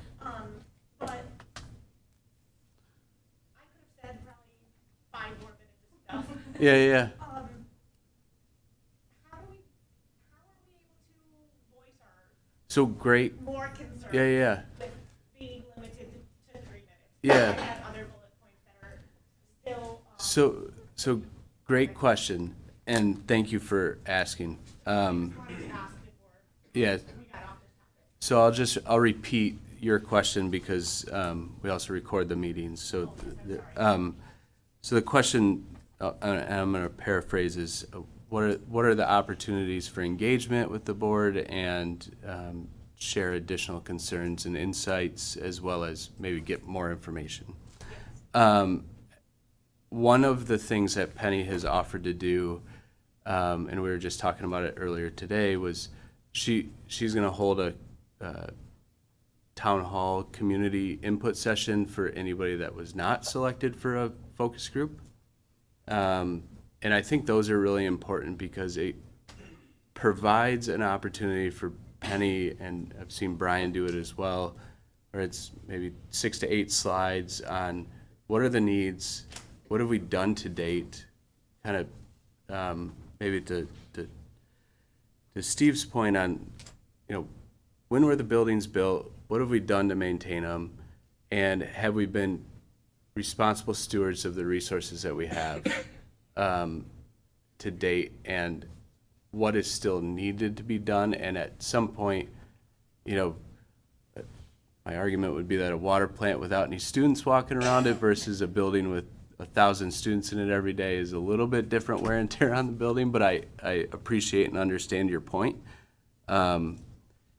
And we can have those community conversations in an informed manner so that you can first make sure that we're all level set on the same information with those first 6 to 8 slides, and then have an engaged and maybe a little bit more chance for dialogue back and forth.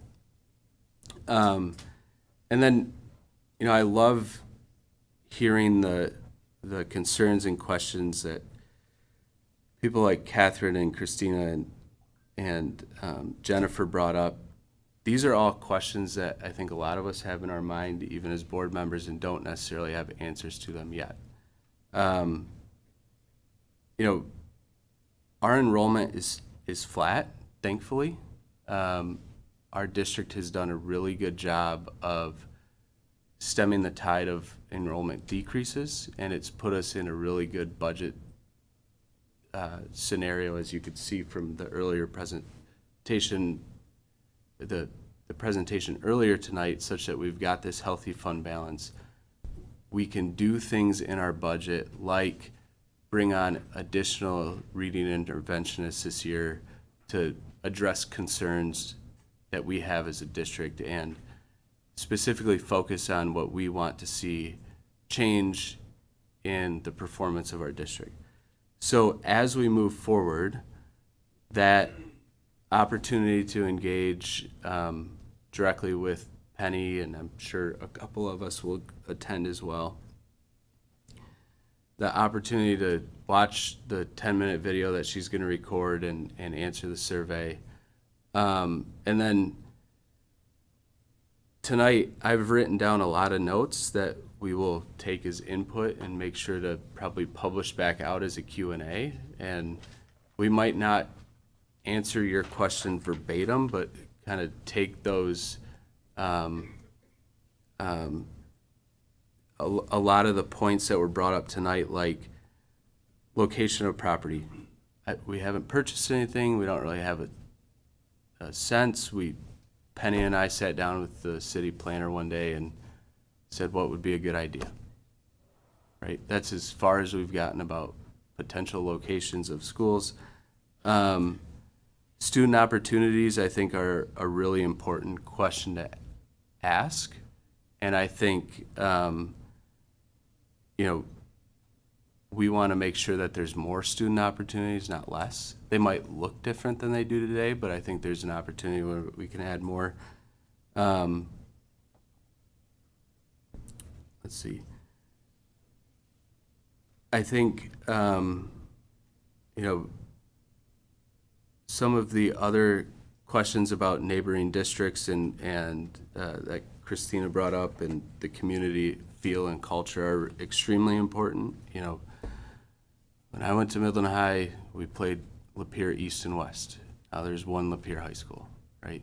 So what did that experience do for that community? I don't know, but that's one of the things that we can go ask and we'll commit to go figure out. Clarkston Public Schools is the exact same size as us. They are operating under Proposal B. Grand Blanc, exact same size as our district, has one high school, right? We can go and figure out what the opportunities are, what the downsides are, what are the positives, what are the negatives, and really try to figure out the solutions that make most sense for this community, because I do agree with you that this community is unique and and move forward with a collaborative conversation. So I'm excited about what each and every one of you have brought to the table tonight, because it gives us more opportunities to go out and research and collaborate, not only with you individually, but our community as well as our surrounding communities within the state. So I hope that addresses your question about how best to engage, but and we'll get the date nailed in, and then also and communicate it out as quickly as possible, but then also the survey with the video. And the board email. And the board email, good reminder.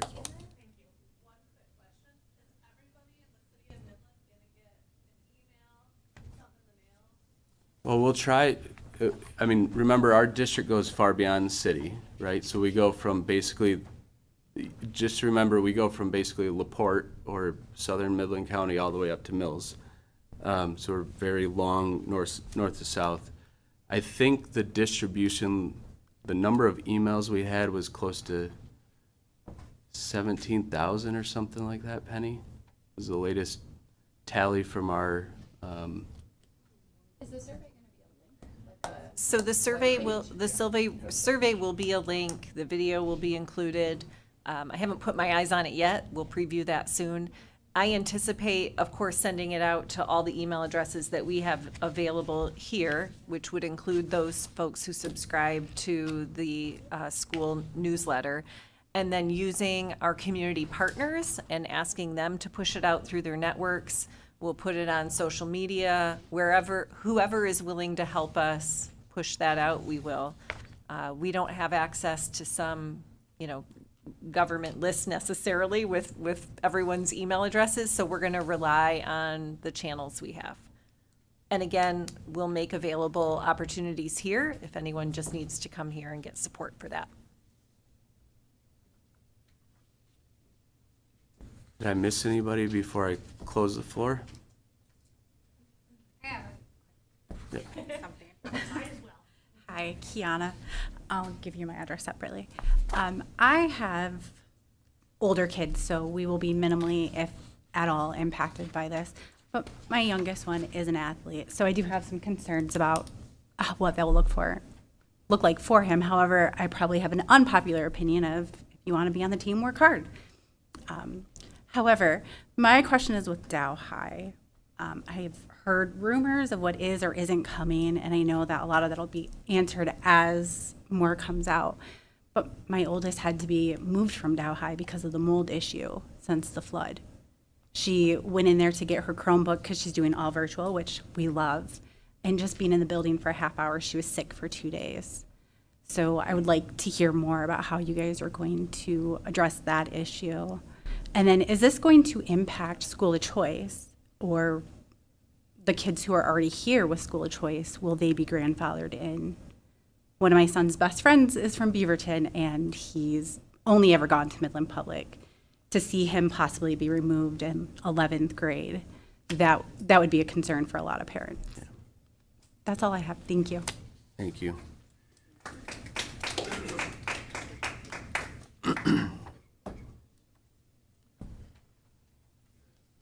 The quick answer on school of choice is no. But anybody else? Rosemary Roberts, Monroe Road in Midland. My concern is I'm obviously don't have kids in school. I have grandkids in school. I didn't know about this either until very, very late in the day. And so how do we get the public knowledgeable about this information, that there is this big thing? It takes more than a week to do any kind of research. So we need to get out with the public and let them know what all is being planned. You don't have my email. Why would you have my email? I need to have it in Midland Daily News. A lot of people don't even get that anymore because it's not what it used to be. So it's your responsibility and mine too to get the word out, but we need to get the word out. This is a big thing.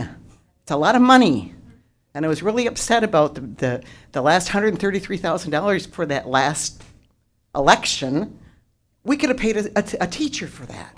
much money. So anyway, that's my thing. And I'm a grandma, and I want my kids to have a place to go. Thank you.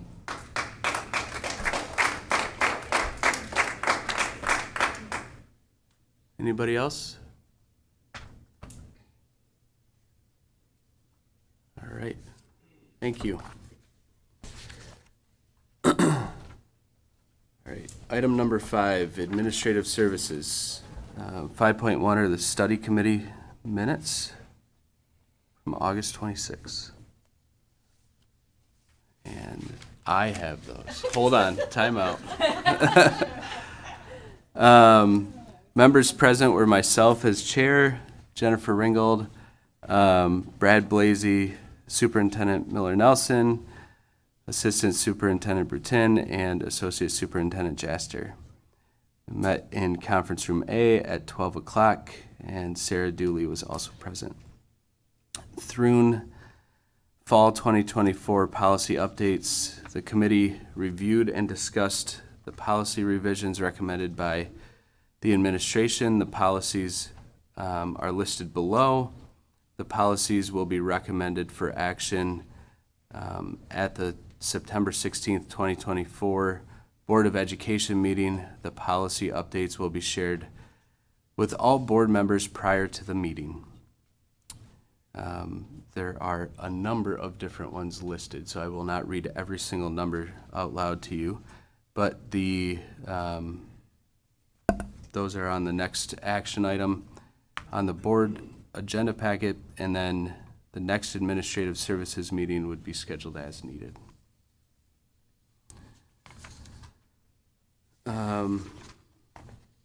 Item number 5.2 for action are the through 2024 fall policy revisions. Penny. All right, we do have quite a bundle of policies that are for your action this evening. These are due to changes in federal and state law, government regulations, and school practices. You can see all of those listed there for your consideration and action. I'll note that this includes policies, administrative guidelines, and forms that are part of this policy manual update, and they will be effective upon your approval. Given the number of these, I'd like to just draw your attention to a few in particular. So first, about 35, a little more than 35 of the policies listed, the only change that you would have noted is a terminology change. Trune is recommending, rather than use the term parent/guardian, that we're shifting that just to parent. And that is defined, again, in policy 1401B5 as, quote, a student's natural or adoptive parent or legal guardian. So again, that's the only change you'll see to many of these, and I'll just offer to you all that it does build consistency across the policies, but in our day-to-day operations, I don't think that changes how we treat parents, their rights and responsibilities, as well as guardians. We often think about that in a more holistic way anyhow. Several of the policies have minor technical revisions and updates to legal citations, so that might be a missed comma somewhere along the way, or an extra space that they're cleaning up. When we look at some of the more significant changes, again, I'll just bring to your attention that many of these are because of legal updates to Title IX, the Elliott Larson Civil Rights Act, and the Pregnant Workers Fairness Act. Those impact, in particular, Policy 3115 A through H, which has a new title. It's now titled Non-Discrimination, Anti-Harassment, and Retaliation.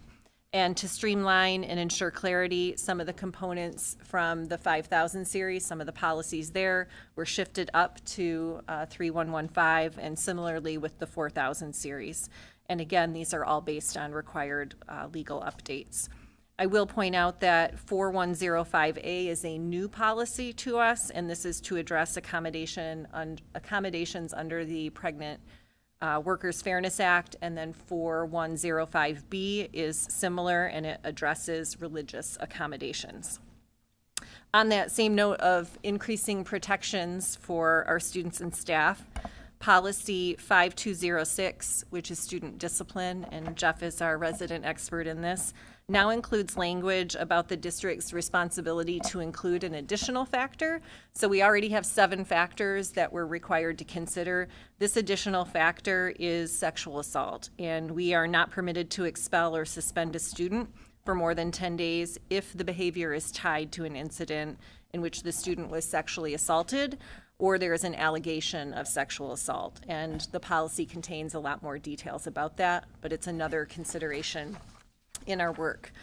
Staying on that theme of protecting students, you'll see policies 4201, 4202, and 5701 all include new language about our requirement to report suspected abuse, neglect, and exploitation of vulnerable adults. So this is very similar to what we have for youth under 18, but now applies to vulnerable adults. So as you know, we do have students in our programs beyond the age of 18. Policy 3402 is a new requirement for cardiac emergency response plan, and Jeff is ensuring that we're fully compliant with that. We also have a new policy that I want to draw your attention to. That's policy 5714, which is threat assessment and response. And this indicates that the district will develop and implement a threat assessment protocol and will provide training. And I'm happy to share with you that just last week, Jeff helped coordinate that exact training for our school teams. Each of our schools sent an administrator and a team, and we're thankful for the partnership we have with Oxford Schools. They help facilitate that training. Just to quickly round this out, policy 5715 is also new, so I want to draw your attention to that. And this is responding to new legislation that requires students entering grades K or 1 in our district that they must have an oral health assessment completed. And we have some partnerships here in town to make sure that we can do that. It's the parents' requirement, but again, we'll partner with our community agencies to see that that happens. Another new policy is 4229, and this is about artificial intelligence. And it's distilling it down stipulates that teachers, staff can use generative AI for purposes related to the educational environment, but they must be in compliance with all of our other policies and district technology policies. And finally, I'll note the 4000 series. You'll see changes there that were connected to the last policy update we did. You'll remember that many of those had a capital letter R to indicate what the new policies or revised policies would be, and we kept both of those on the books because the legislation went into effect July 1 of 2024. Those changes in the 4000 series just clean that up. It takes the R off of those policies, making them our standard policies. I think that's a fair summary of the most substantial changes. So I'll leave that for your consideration, action. President Roush. Thanks, Penny. Take a motion for item 5.2. So moved. Support. Motion by Lauterbach, support by Hatfield. Any further discussion or questions? All in favor of approval of item 5.2, the fall 2024 policy revision, say aye. Aye. Any opposed? Motion carries. Item 6 is curriculum instruction assessment. 6.1 are the CIA study committee minutes from August 19th, 2024. Curriculum Instruction Assessment, or CIA Study Committee Minutes, August 19, 2024. Members present were myself, Ann Horowitz, Jennifer Ringgold, Ken Weaver, Brian Bruton, and Penny Miller-Nelson. We met here at the admin building. We welcomed Ken Weaver as Associate Superintendent of CIA. Ken Weaver, Associate Superintendent of Curriculum Instruction and Assessment, introduced himself to the audience. Continuity of Learning Plan. The plan was reviewed. It will be posted on the website as a federal grant requirement. Facility planning update. The committee discussed the facility planning process, including the upcoming community input, focus groups, and survey process. Meeting adjourned at 3:00. Thanks, Brad. Item 6.2 for action, textbook adoption. Ken? Yeah, tonight we bring before you for action. This is kind of cleaning up the last little bit of transition from the summer. We realized as we were beginning the start of school that we needed a certification software. What we didn't also realize that it was a textbook and an online curriculum as well. And at that point, realized that we needed to bring that before the board for approval. Also at the same time, realizing that the teachers are teaching the class and they need the product for certification. So trying to do that as quickly as possible, we bring it for approval tonight. If you have any questions. Thanks. Take a motion for item 6.2. I'll move to approve item 6.2. Support. Motion by McFarland, support by Lauterbach. Any discussion or questions? All in favor of approving the textbook in item 6.2, say aye. Aye. Any opposed? Motion carries. Item 7.1, Finance Facility and Operations Study Committee minutes. Thank you. It's me. The FFO committee met on September 9th, 2024. I was present, as was Brad Blasey, Scott McFarland, Penny Miller Nelson, and Anna Waymack. Is it Womack? Womack. We also had Lori Holderby and Brian Brutin present, along with Jessica Rolfe from Yo and Yo. The first thing we discussed was the 23-24 audit. Ms. Rolfe reviewed the 23-24 audit with the FFO committee. Topics included the various sections of the audit report, including financial statements, the single audit, and governance communication. The audit proclaimed an unmodified opinion, which is a clean audit, and addition of approximately $5 million to the general fund balance. June financials. The June financials were reviewed with the committee. July and August financials will be presented at the October Board of Education meeting. This is the MPS traditional practice due to year-end reporting and focus on the audit. Food service van. The administration will recommend ordering a 2024 Ford Transit cargo van to be utilized by the food service department. Funds for the truck were built into the 24-25 food service fund spend down plan. Passenger vans. The administration will recommend ordering two 2024 Hoekstra 10-passenger vans to be utilized by the high schools to transport students.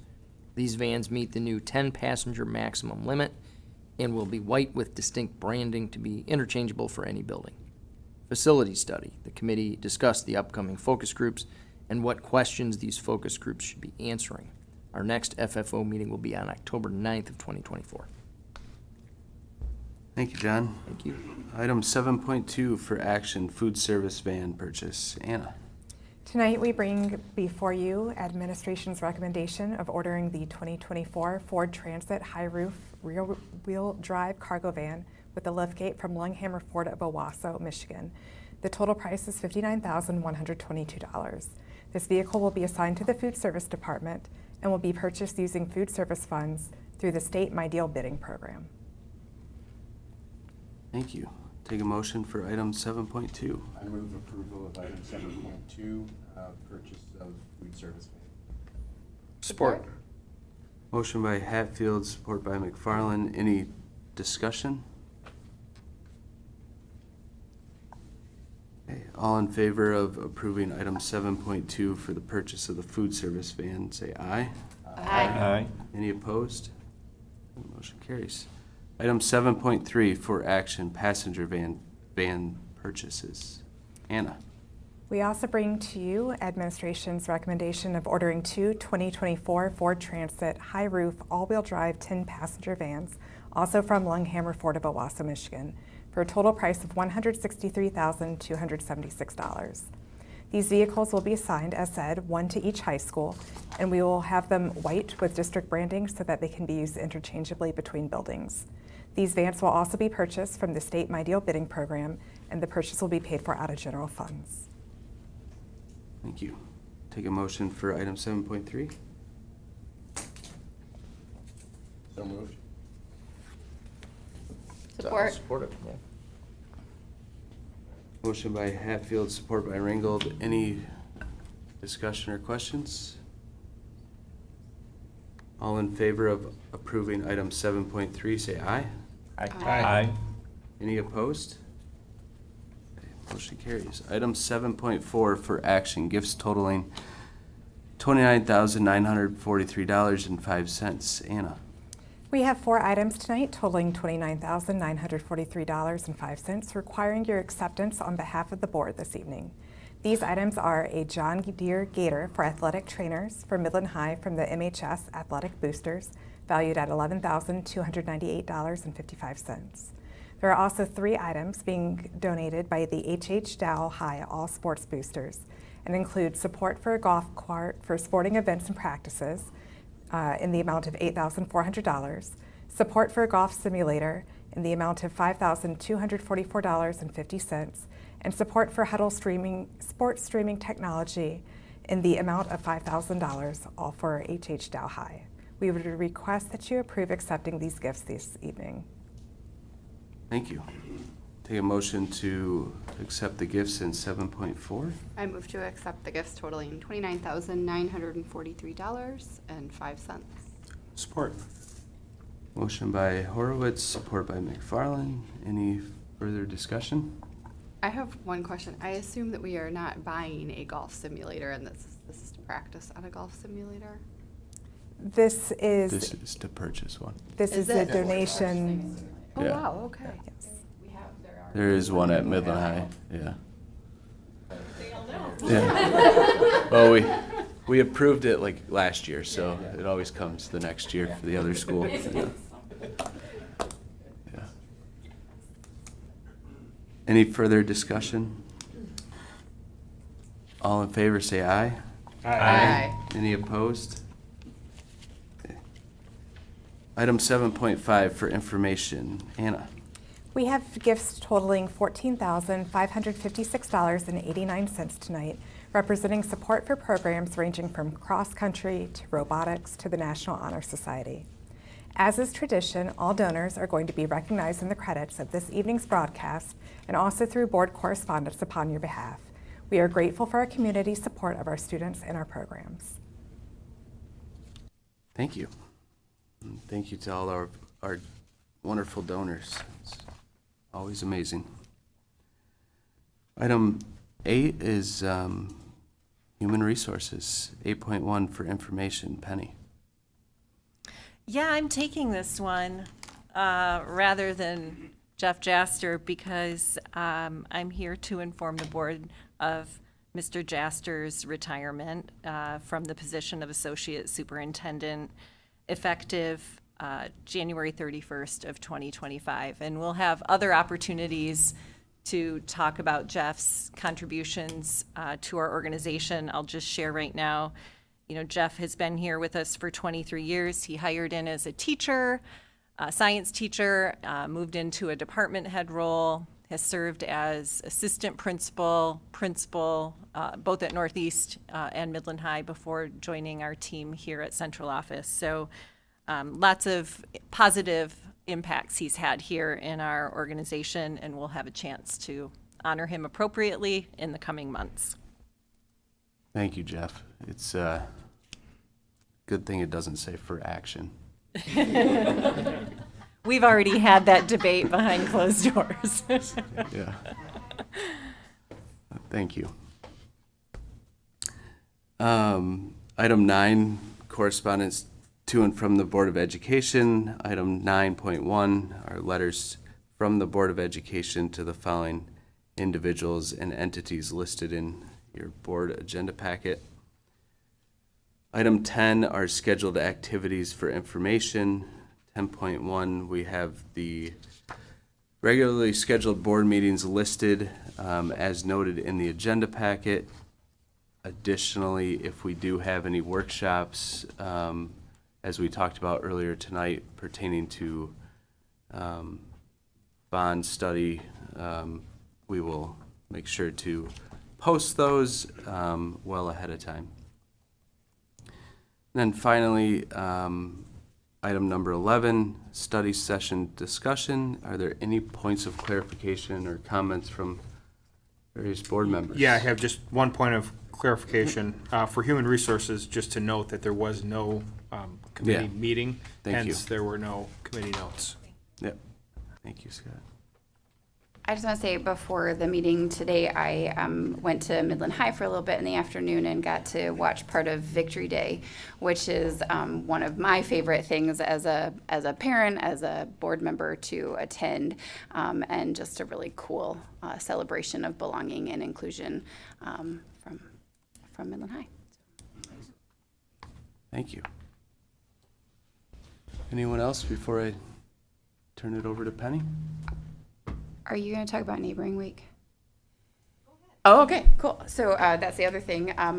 Later this month, through the city, through the Midland Cultural Awareness Coalition, is Neighboring Week, and Midland Public Schools will be hosting here at Central Administration a Neighboring Week event on September 26th from 1 to 3. So fun. Come meet your neighbors here at the central office. Thanks for sharing that.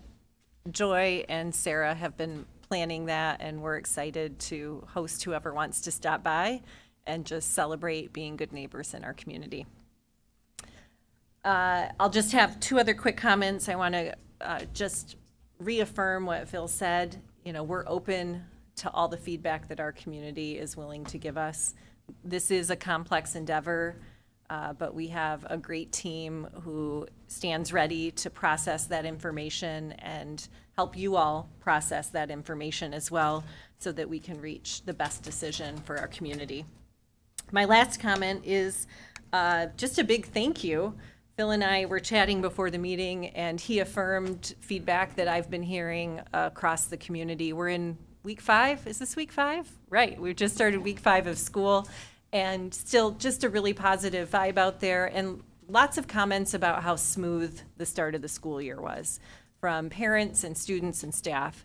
And we know this is an absolute team effort, so just lots of gratitude to everyone involved. Parents making sure that their children are ready and getting to school on time and ready to learn, and our teachers and support staff, our bus drivers, really the whole team and community. I mentioned at our last meeting, just keep an eye out for our walkers, and I feel like everybody's really on the same page here. So thank you for a great start to the year. We're going to keep that momentum going. Thanks, Penny. I will take a motion to adjourn. So moved. Support. All in favor? Aye. And adjourned. Thank you.